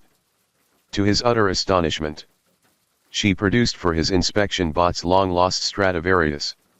Hardly able to control his excitement, Flechter immediately returned to New York and reported the discovery to the police, who instantly began a thorough examination of the circumstances surrounding its discovery. The district attorney's office and the detective bureau were at first highly suspicious of this opportune discovery on the part of a convicted felon of the precise evidence necessary to clear him, but it was soon demonstrated to their pretty general satisfaction that the famous Stradivarius had in fact been pawned in the shop of one Benjamin Fox on the very day and within an hour of the theft, together with its case and 2 bows, for the insignificant sum of $4. After the legal period of redemption had expired, it had been put up at auction and bid in by the pawnbroker for a small advance over the sum for which it had been pawned. It lay exposed for purchase on Fox's shelf for some months, until in December 1895, a tailor named James Dooley visited the shop to redeem a silver watch. Being, at the same time, in funds and able to satisfy his taste as a virtuoso, he felt the need of and bought a violin for $10, but, Fox urging upon him the desirability of getting a good one while he was about it, was finally persuaded to purchase the bought violin for $20 in its stead. Dooley took it home, played upon it as the spirit moved, and whenever in need of ready money brought it back to Fox as security, always redeeming it in time to prevent its sale. One day, being at Mrs. Springer's, where he was accustomed to purchase tailor trimmings, he offered it to her for sale, and, as her son was taking violin lessons, induced her to buy it for $30. And in the house of the Springers. It had quietly remained ever since, while lawyers and prosecutors wrangled and thundered and witnesses swore positively to the truth, the whole truth and nothing but the truth, to prove that Flechter stole the violin and tried to sell it to Durden. On these facts, which did not seem to admit of contradiction, Recorder Goff ordered an oral examination of all the witnesses, the hearing of which, sandwiched in between the current trials in his court, dragged along for months, but which finally resulted in establishing to the court's satisfaction that the violin discovered in the possession of the Springers was the genuine Duke of Cambridge, and that it could not have been in Flechter's possession at the time. He was arrested on July 7, 1902, 8 years after Bott's death and the arrest and indictment of Flechter for the theft of the violin. A picturesque group assembled in the General Sessions. There was Flechter and his lawyer, Mrs. Springer, and her son, the attorneys for the prosecution, and lastly old Mrs. Bott. The seals of the case were broken and the violin identified by the widow as that of her husband. The Springers waived all claim to the violin, and the court dismissed the indictment against the defendant and ordered the Stradivarius to be delivered to Mrs. Bott. With these words, "Mrs. Bott, it affords very great pleasure to the court to give the violin to you. You have suffered many years of sorrow and trouble in regard to it." 8 years, sighed the old lady, clasping the violin in her arms. "I wish you a great deal of pleasure in its possession," continued the recorder. Thus ended, as a matter of record, the case of the people against Flechter. For 8 years the violin dealer and his family had endured the agony of disgrace. He had spent a fortune in his defense, and had nevertheless been convicted of a crime of which he was at last proved innocent. Yet, there are those who, when the case is mentioned, shake their heads wisely, as if to say that the whole story of the lost Stradivarius has never been told. Story 7. One morning there lay on my desk a note finely written in pencil and dated. Tombs Prison. Monsieur, will you be so gracious as to extend to the undersigned the courtesy of a private interview in your office? I have a communication of the highest importance to make to you. Respectfully, Charles Julius Francis de Nevers. Across the street in the courtyard the prisoners were taking their daily exercise. 2 by 2 they marched slowly around the enclosure in the center of which a small bed of geraniums struggled bravely in mortal combat with the dust and grime of Center Street. Some of the prisoners walked with heads erect and shoulders thrown back, others slouched along with their arms dangling and their chins resting upon their chests. When one of them failed to keep up with the rest, a keeper, who stood in the shade by a bit of ivy in a corner of the wall, got after him. Somehow the note on the desk did not seem to fit any one of the gentry, whom I could see so distinctly from my window. The name, too, did not have the customary tomb sound. De Nevers. De Nevers. I repeated it slowly to myself with varying accent. It seemed as though I had known the name before. It carried with it a suggestion of the novels of Stanley J. Weyman, of books on old towns and the chateaux and cathedrals of France. I wondered who the devil Charles Julius Francis de Nevers could be. Of course, if one answered all the letters one gets from the tombs it would keep a secretary busy most of the working hours of the day, and if one acceded to all the various requests the prisoners make to interview them personally or to see their fathers, mothers, sisters, brothers, sweethearts, and wives, a prosecutor might as well run an intelligence office and be done with it.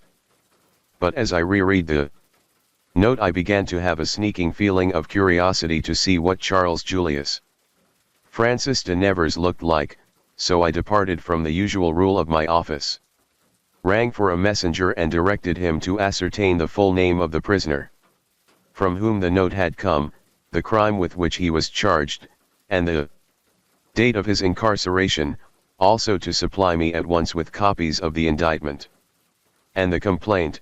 Then I instructed him to have de Nevers brought over as soon as he could be got into shape.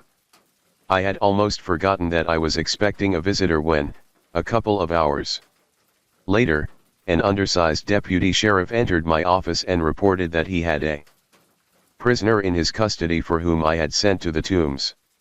Glancing up from my desk, I saw standing behind his keeper a tall and distinguished-looking man in fashionably cut garments, whose well-shaped head and narrow face, thin aquiline nose, and carefully trimmed pointed beard seemed to bespeak somewhat different antecedents from those of the ordinary occupant of a cell in the city prison.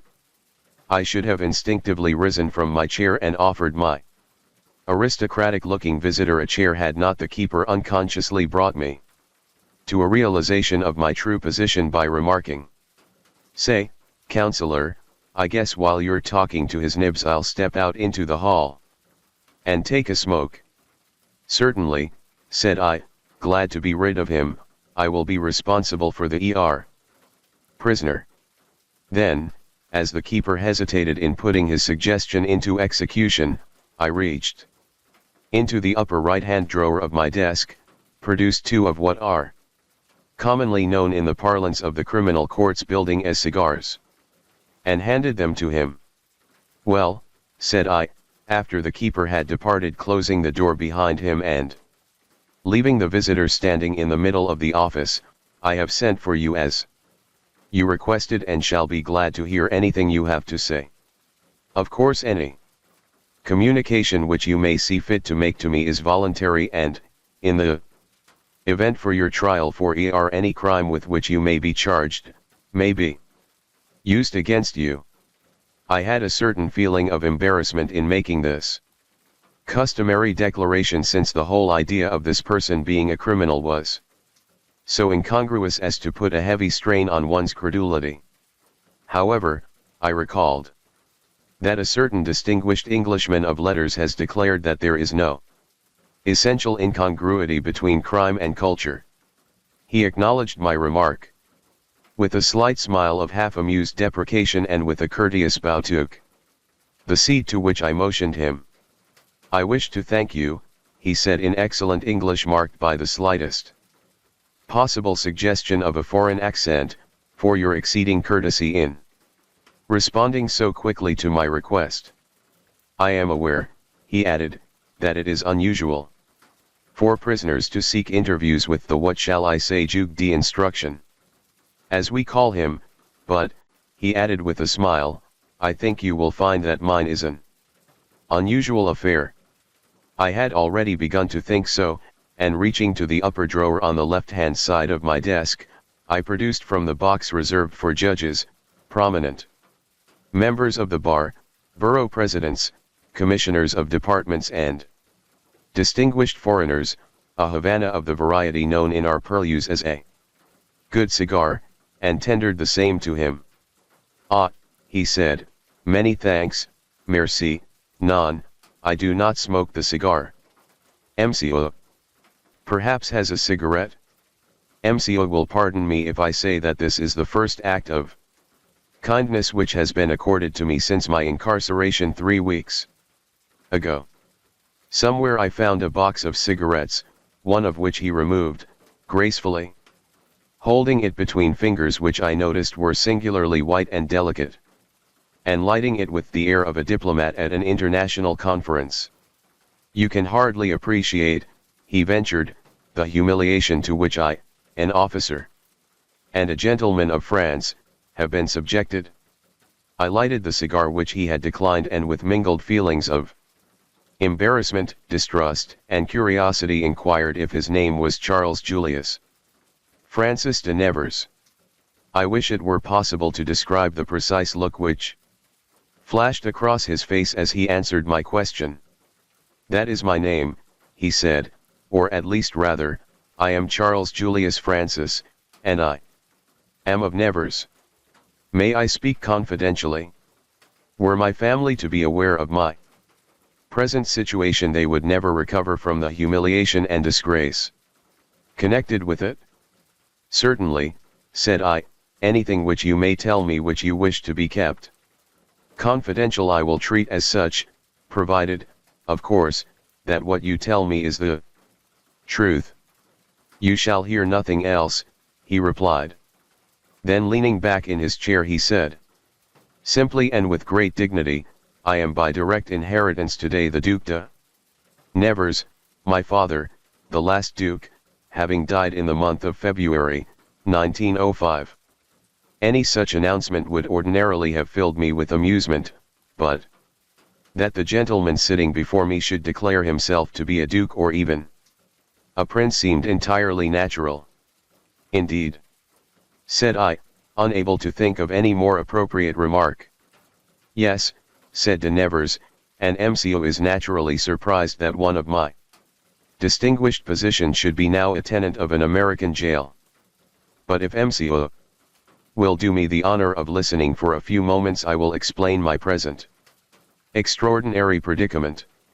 I am Charles Julius Francois, eldest son of the late Oscar Odin, Duc de Nevers, Grand Commander of the Legion of Honor, and Knight of the Garter. I was born in Paris in the year 1860 at 148 Rue Champs Élysées. My mother, the Dowager Duchess, is now residing at the Château de Nevers in the province of Nièvre in France. My sister Jean married Prince Henry of Aramergue, and now lives in Brussels at the Palais d'Aramergue, situated at the corner of the Rue de Regence near the Palais de Justice. My sister Louise, the Countess of Kilkenny, is living in Ireland. My sister Camille married the Marquis of Londonderry and is residing in London at the present time. My sister Evelyn married the Earl of Dudley and is living in Dublin. I have one other sister, Marie, who is with my mother. My brother, Count André de Nevers, is at present naval attaché at Berlin. My brother Fernand is an officer of artillery stationed in Madagascar, and my youngest brother Marcel is also an officer of artillery attached to the 8th Regiment in Nancy. I make this statement by way of introduction in order that you may understand fully my situation. During my childhood I had an English tutor in Paris, and when I reached the age of 10 years I was sent by my father to the College Louis Le Grand, where I took the course of Science and Letters and graduated from the lycée with the degree of Bachelor on the 5th of August, 1877. Having passed my examination for the Polytechnic I remained there 2 years, and on my graduation received a commission as sous-lieutenant of engineers, and immediately entered the application school at Fontainebleau, where I was graduated in 1881 as Lieutenant of Engineers and assigned to the 1st Regiment of Engineers at Versailles. De Nevers paused and exhaled the cigarette smoke. MCO will pardon me if I go into detail, for only in that way will he be convinced of the accuracy of what I am telling him. Pray, go on, said I. If what you tell me is true, your case is extraordinary. Indeed. My first act of service, continued de Nevers, was on the 10th of August when I was sent to Tonkin. I will not trouble you with the details of my voyage on the transport to China, but will simply state that I was wounded in the engagement at Yangchuang on the 7th of November of the same year and had the distinction of receiving the Cross of the Legion of Honor. Therefore, I was immediately furloughed back to France, where I entered the Superior School of War and took my staff major brevet. At the same time I seized the opportunity to follow the course of the Sorbonne and secured the additional degree of Doctor of Science. I had received an excellent education in my youth and always had a taste for study, which I have taken pains to pursue in whatever part of the world I happened to be stationed. As a result, I am able to converse with considerable fluency in English, as perhaps you have already observed, as well as in Spanish. Italian, German, Russian, Arabic, and, to a considerable extent, in Japanese. In 1883 I was sent to Berlin as military attaché, but was subsequently recalled. Because I had violated the rules of international etiquette by fighting 3 duels with German officers. The ambassador at this time was Charles de Courcelles. You will understand that there was no disgrace connected with my recall, but the necessity of defending my honor was incompatible with the rules of the service. And after 15 months in Berlin I was remanded to Versailles with the rank of First Lieutenant, under Colonel Quinnevet. Here I pursued my studies and was then ordered to the Soudan, whence, after being wounded, I was sent to Senegal. Here I acted as governor of the city of St. Louis. As you are doubtless aware, the climate of Senegal is exceedingly unhealthy.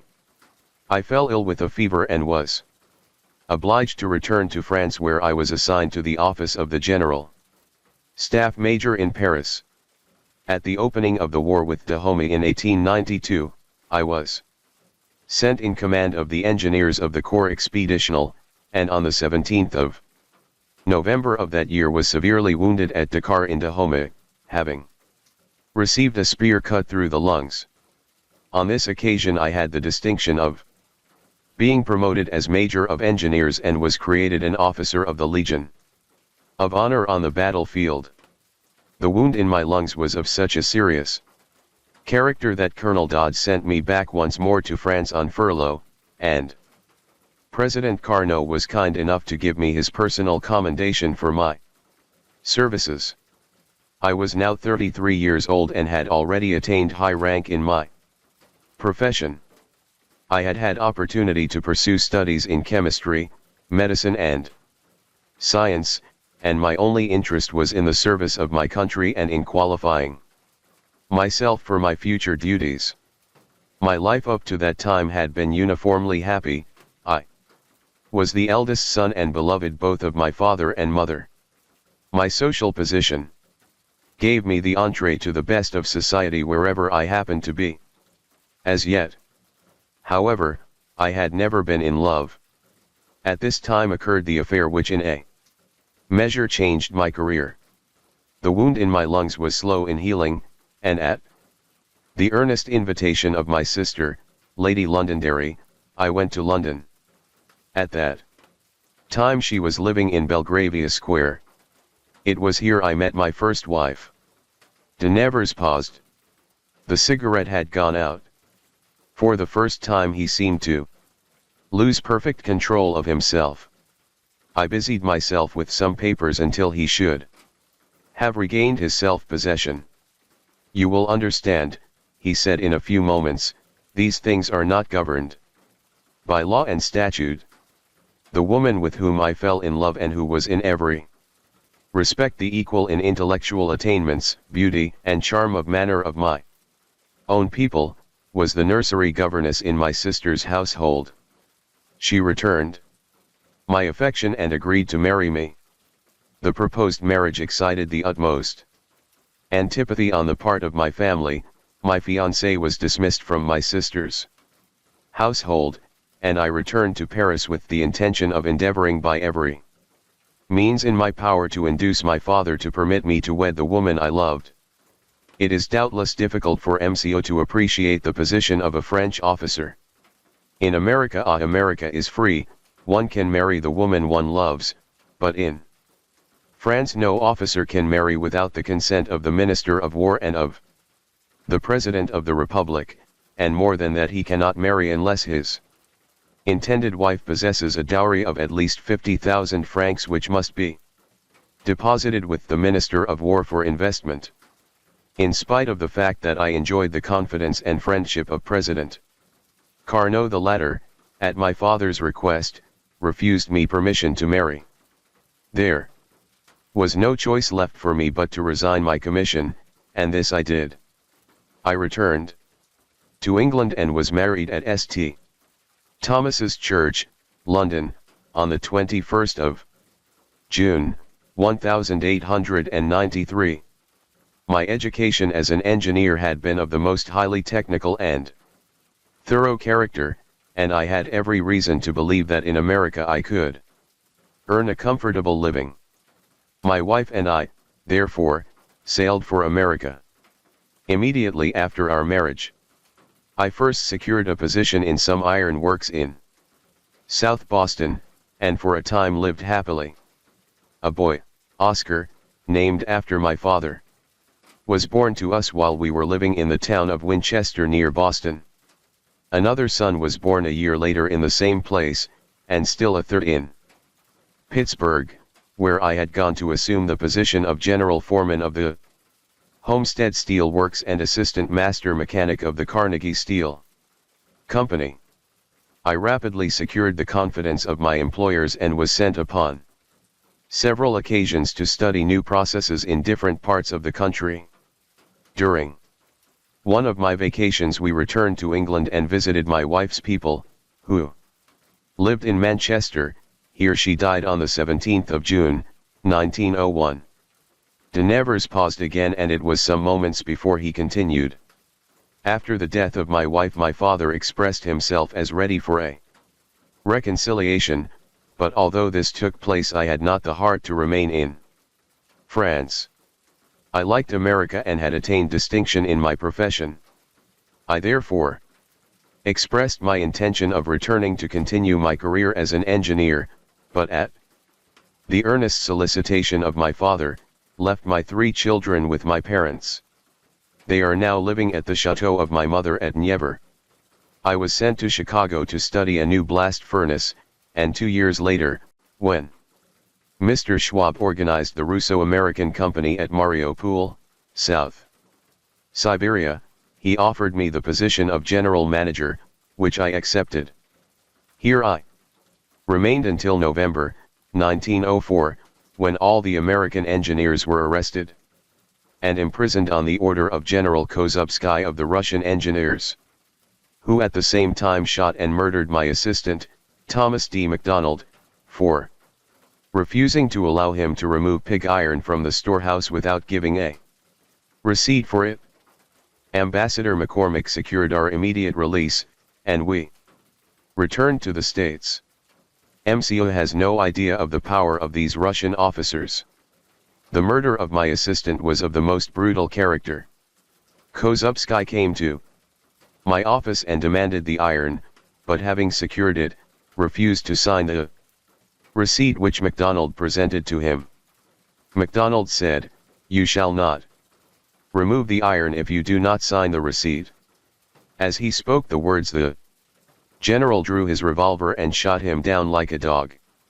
I returned to America in January, 1905, and have since then been doing work as a consulting engineer.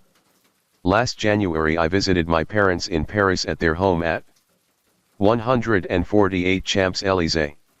You have doubtless seen the mansion with its 2 gates and black railing of decorative iron.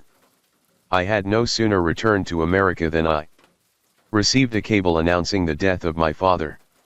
De Nevers removed from his breast pocket a bundle of carefully folded papers, from which he produced a sheet of heavy stationery with a deep border of mourning and a large black cross at the top, of which the following is a copy. M.M. Her Grace the Duchess Dowager of Nevers, His Grace the Duke Charles J.F. of Nevers and his children Oscar, Hilda, and John, their Highnesses the Prince and Princess Henry of Aramerg, Captain the Count André of Nevers, Captain the Count Fernand of Nevers, the Earl and Countess of Kilkenny, the Marquis and Marchioness of Londonderry, the Earl and Countess of Dudley, the Countess Marie of Nevers, Lieutenant the Count Marcel of Nevers have the sorrow to announce the subite death at the family seat at Nevers, France, of His Grace Oscar Odin, Duke of Nevers, Grand Commander of the Legion of Honor, Knight of the Garter. Their husband, father, grandfather, and uncle beloved. Masonic burial shall take place at Nevers on Tuesday, February 21, 1905. New York, February 20, 1905. USA. The announcement was carefully engraved and was of an expensive character. And I read it with considerable interest. Does MCO care to see the photographs of my family?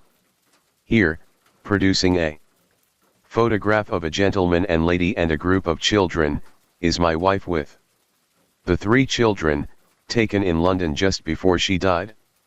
Another group, bearing the trademark of a Parisian photographer, exhibited a distinguished-looking man surrounded by a group of many children of varying ages. These, said de Nevers, are my father and my brothers and sisters. Then came photographs of Lady Londonderry and the Earl and Countess of Dudley.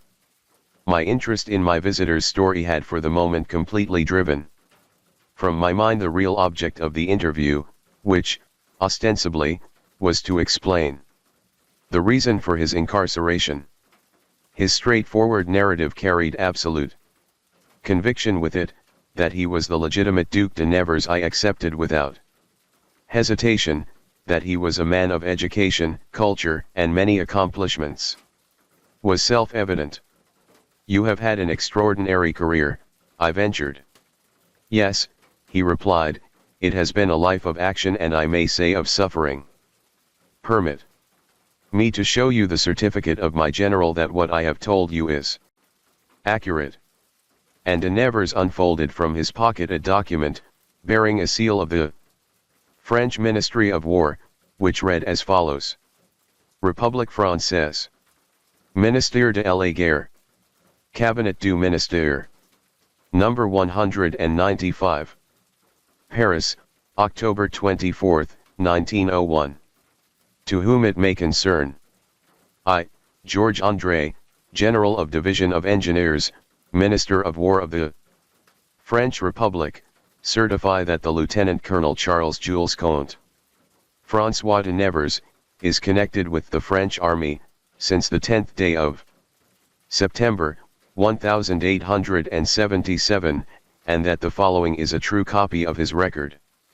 Born in Paris the 10th of June, 1859.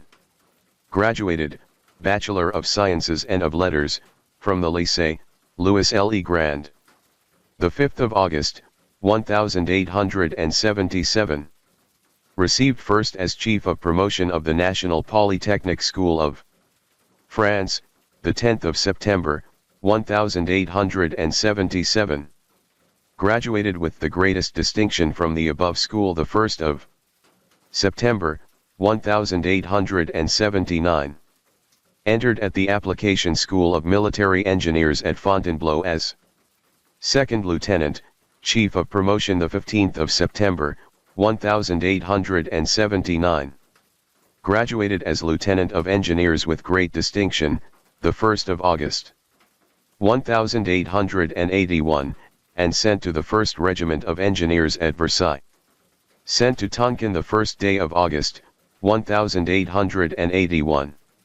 Wounded at Yongchuang, Tonkin, the 7th of November, 1881. Inscribed on the Golden Book of the French Army the 10th of November, 1881. Made Knight of the Legion of Honor the 10th of November, 1881. Wounded at Suising the 4th of January, 1882. Sent to Switzerland in mission where he was graduated at the Zurich Polytechnic University as mechanical engineer, 1884. Sent the 2nd of January, 1885, to Sudan. Wounded there twice. Made Captain of Engineers the 3rd of June, 1885. Called back to France the 6th of September, 1885, sent in mission in Belgium, where he was graduated as electrical engineer from the Montefiore University. At Liège. Made officer of academy. Sent in Gabon, the 2nd of May, 1887. Wounded twice. Constructed there the military railroad. Sent to Senegal as commander the 6th of July, 1888, to organize administration. Wounded once. Called back and sent to Germany the 7th of December, 1889. Called back from Germany and assigned to the Creusot as assistant chief engineer. Sent to Dahomey, the 1st of January, 1891. Wounded the 19th of November, 1892, at Dahomey. Made Major of Engineers on the battlefield. Made Officer of the Legion of Honor, on the battlefield. By special decision of the Senate and the Chamber of Representatives, the name of Commandant Charles Jules Comte François de Nevers is embroidered the 21st of November, on the flag of the Regiment of Engineers. Called back and sent to Algeria, the 3rd of January, 1893. Made Ordnance of the President Carnot, the 5th of February, 1893. Sent to the Creusot the 1st of July, 1893, as Director. Sent to Madagascar the 2nd of April, 1894, in command of the Engineers. Wounded the 12th of July, 1894, at Majangwa. Made Lieutenant Colonel of Engineers the 12th of July, 1894, on the battlefield. Proposed as Commander of the Legion of Honor on the same date. Called back and sent as Ordnance Officer of the General-in-Chief in command. In Algeria, the 4th of March, 1896. Sent to America in special mission to the Klondike the 7th of July, 1897. Put on disponibility or cotter on his demand the 1st of November, 1897. Made Honorary Member of the National Defenses. Commissioned the 28th of January, 1898. Made Honorary Member of the Commission on Railroads, Canals, and Harbors. The 7th of July, 1899. Made Honorary Member of the Commission on Bridges and Highways the 14th of July, 1900. Made Corresponding Member of the Academy of Sciences, the 14th of July, 1901. Made Commander of the Legion of Honor the 22nd of October, 1901. I will say further that the Lieutenant Colonel Charles Jules Comte François de Nevers is regarded as one of our best and most loyal officers, that he has the goodwill and best wishes of the government and of all his fellow officers, and is considered by everybody as a great worker and a thoroughly honest man. I personally will be pleased to do anything in my power to help him in any business he may undertake, and can recommend him to everybody as a responsible and trustworthy engineer, knowing him for the last 24 years. Gio. André. Minister of War. Seal. The document seemed in substance merely a repetition of what de Nevers had already told me, and I handed it back to him satisfied of its correctness. But public business is public business, and if the Duc de Nevers had anything to communicate to me in my official character, it was time for him to do so. Well, Duke, said I, not knowing very well how otherwise to address him, do you desire to communicate anything to me in connection with your present detention in the Tombs? Ah, he said with a gesture of deprecation, I can hardly understand that myself. Perhaps MCO has the papers? Ah, yes, I see they are on his desk. MCO will observe that I am accused of the crime of what is it called in English? Ah, yes. Perjury, but I assure MCO that it is entirely a mistake. I picked up the indictment and found that the grand jury of the county of New York accused one Charles de Nevers of the crime of perjury committed as follows. That one William Douglas, having been arrested by William W. Crawford, a member of the police force of the city of New York, upon the charge of having violated the motor vehicle law of the state of New York ordinance against speeding, he, the said Charles de Nevers, had then and there offered himself to go bail for the said Douglas, and did sign a certain written undertaking called a bond for the appearance of the said Douglas before the magistrate, wherein he swore that he owned a certain house and lot situate at 122 West 117th Street in the county of New York, which was free and clear of all encumbrances and of the value of not less than $20,000. Whereas in truth and in fact he the said Charles de Nevers did not own the said house and lot, which did not then and there stand in the name of him the said Charles de Nevers, but was the property of one Helen M. Bent, and so recorded in the registry of deeds, which, said the grand jury, Charles de Nevers then and there well knew. And so they accused him of feloniously, knowingly, willfully, corruptly, and falsely committing the crime of perjury against the form of the statute in such cases made and provided, and against the peace of the people of the state of New York, and their dignity. And this they did over the signature of William Traverse Jerome, District Attorney. How did this happen? I inquired, hardly believing my senses. Was it a fact that you made this false statement to the police for the purpose of securing bail for Mr. Douglas? De Nevers leaned forward and was about to answer when a messenger entered the room and stated that I was wanted in the court. Another time, if MCO will permit me, said he. I have much to thank you for. If MCO will give me another hearing, it shall be my pleasure to explain fully. I rose and summoned the keeper.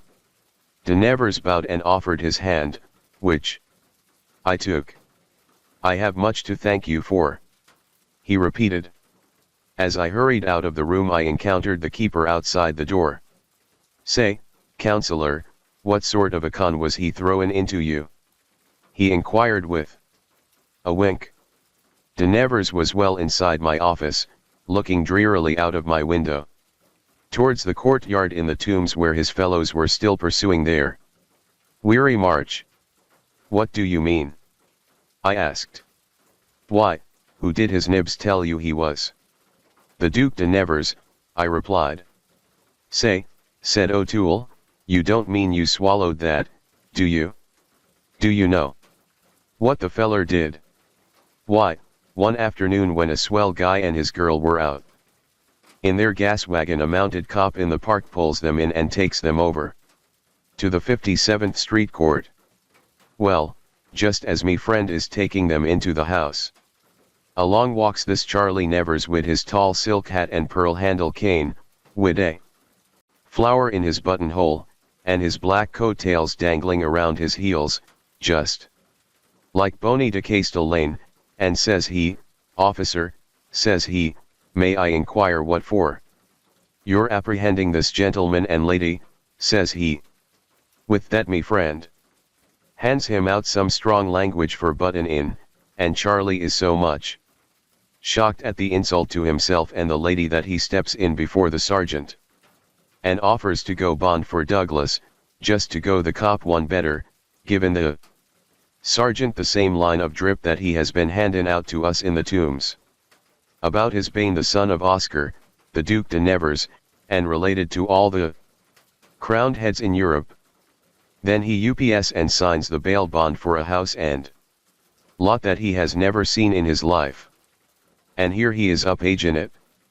And it's a good stiff one his honor will be handin' out to him, to my way of thinkin', for these high falutin' foreigners has got to be put a stop to, and Charlie Nevers is a good one to begin on. I think you're wrong, O'Toole, said I. But we can tell better later on. All that day my thoughts kept reverting to the Duke de Nevers. One thing was more than certain, and that was that of all the various personages whom I had met during my journey through the world, none was more fitted to be a duke than he.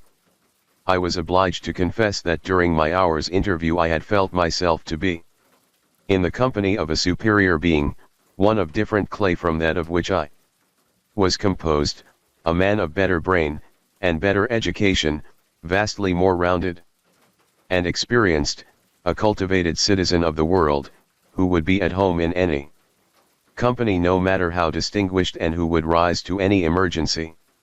As I ate my dinner at the club, the name de Nevers played mistily in the recesses of my memory. De Nevers. Surely there was something historic about it, some flavor of the days of kings and courtiers. Smoking my cigar in the library, I fell into a reverie in which the Tombs, with its towers and grated windows, figured as a grey chateau of old Touraine, and Charles Julius Francis in hunting costume as a medieval Monseigneur with a hooded falcon on his wrist. I awoke to find directly in my line of vision upon the shelf of the alcove in front of me the solid phalanx of the 10 volumes of Larousse's Grand Dictionnaire Universe du 19e siècle, and I reached forward and pulled down the letter N. Nevers. There it was, capital of the department of Nièvre. Ducal Palace.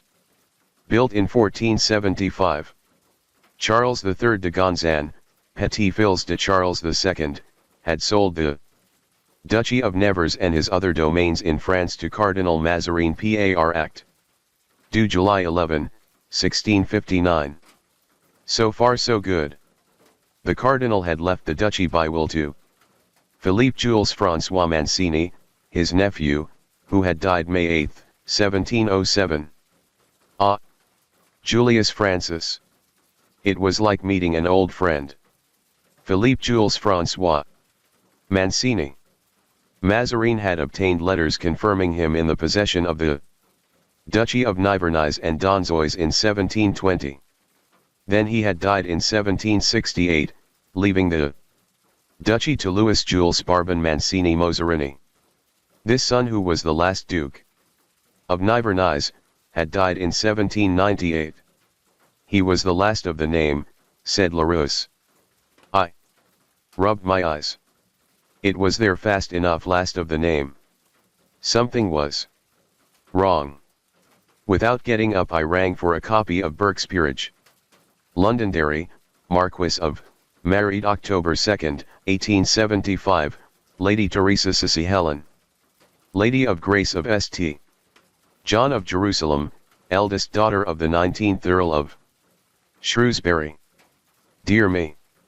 Dudley, Earl of, married September 14, 1891, Rachel. Lady of Grace of the Order of St. John of Jerusalem, youngest daughter of Charles Henry Gurney. I closed the book and began to think, and the more I thought, the more I wondered. There really didn't seem particular need of going further. If the fellow was a fraud, he was a fraud, that was all. But how in heaven's name could a man make up a story like that? That night I dreamed once more of the ducal palace of Nivernais, only its courtyard resembled that of the Tombs, and many couples walked in a straggling line beneath its walls. A day or two passed and I had heard no more of the Duke Charles Julius, when one afternoon a lady called at my office and sent in her name as Mrs. de Nevers. She proved to be an attractive young woman a little over 20, dressed in black, whose face showed that she had suffered more than a little. She explained that her husband was confined in the Tombs on a charge of perjury. But that was not all. He was worse than a perjurer.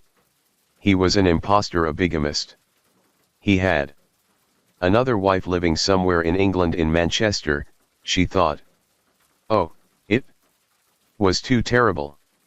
He had told her that he was the Count Charles de Nevers, eldest son of the Duc de Nevers in France, you know. And she had believed him. He had had letters to everybody in Montreal, her home, and plenty of money and beautiful clothes. He had dazzled her completely. The wedding had been quite an affair, and presents had come from the Duke and Duchess of Nevers, from the Marchioness of Londonderry, and from the Countess of Dudley. There were also letters from the Prince and Princess of Aremberg, in Belgium, and the Counts André and Fernand of Nevers. It had all been so wonderful and romantic. Then they had gone on their wedding journey and had been ecstatically happy. In Chicago, they had been received with open arms. That was before the death of the Duke. Yes, her mourning was for the Duke. She smiled sadly. I think she still more than half believed that she was a duchess and she deserved to be if ever any girl did. Then all of a sudden their money had given out and the Duke had been arrested for not paying their hotel bill. Perhaps I would like to see a newspaper clipping? It was dreadful. She was ashamed to be seen anywhere. After that, she had even been obliged to pawn his Cross of the Legion of Honor, the Leopold Cross of Belgium, and another beautiful decoration which he had been accustomed to wear when they went out to dinner. This was the clipping. Chicago society the dupe of bogus Count. Hotel and several whilom friends filled with regret. The Count arrested. Chicago, January 29. Count Charles Julius François de Nevers was in the police court today for defrauding the auditorium annex of a board bill. The Count came to the French consul, M. Henry Morone, amply supplied with credentials. He posed as consulting engineer of the United States Steel Corporation. He was introduced into all the clubs, including the Alliance Française, where he was entertained and spoke on literature. He was accompanied by a charming young countess, and the honors showered upon them and the adulation paid by society tuft hunters was something they will never forget. They returned the entertainments. The Count borrowed several $1,000s. President Ferber, of the Olympic Games, said today of the Count. This man confided to me that he had invented a machine for perpetual motion, the chief difficulty of which was that it accumulated energy so fast that it could not be controlled. He asked me to invest in some of his schemes, which I refused to do. The fate of the Count is still pending and he was led back to a cell. He has been a week behind the bars. The Countess is in tears. The Countess is me, she explained. Was he sent to prison? I asked. Oh, no, she answered. You see, they really couldn't tell whether he was a Count or not, so they had to let him go. He ought to be hung. I cried. I really think he ought, she answered. You see, it is quite embarrassing. Because legally I have never been married at all, have I? I don't know, I answered, lying like a gentleman. Time enough to look that up later. I found out afterwards, she said, apparently somewhat encouraged, that his first wife was a nursemaid in London. Yes, said I, he told me so himself. Just then there came a knock at my door and O'Toole appeared. How are you, counselor, he said with a grin. You know Charlie Nevers. Well, av all the pious frauds. Say, counselor, ain't he the cute feller? What do you suppose, now? I got his record today. Cast your eye over it? I did. This is it? Number 98. No. B7721. The Central Office. Bureau of Detectives. Police Department of the City of New York. 300 Mulberry Street. Name, Charles François. Alias, Count de Nevers. Date of arrest, 1903. Place of arrest, London, England. Cause of arrest, false pretenses. Name of court, Sessions. To what prison, penal servitude. Term of imprisonment, 18 months. Remarks, fraudulently obtained motor car in London under pretense that he was Charles Duke de Nevers, son of Oscar, Prince de Nevers. So he's an ex-convict? I exclaimed. He's more than that, cried O'Toole.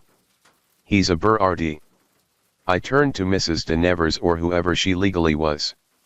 How did he come to do such a foolish thing as to offer to go on the bail bond of a perfect stranger?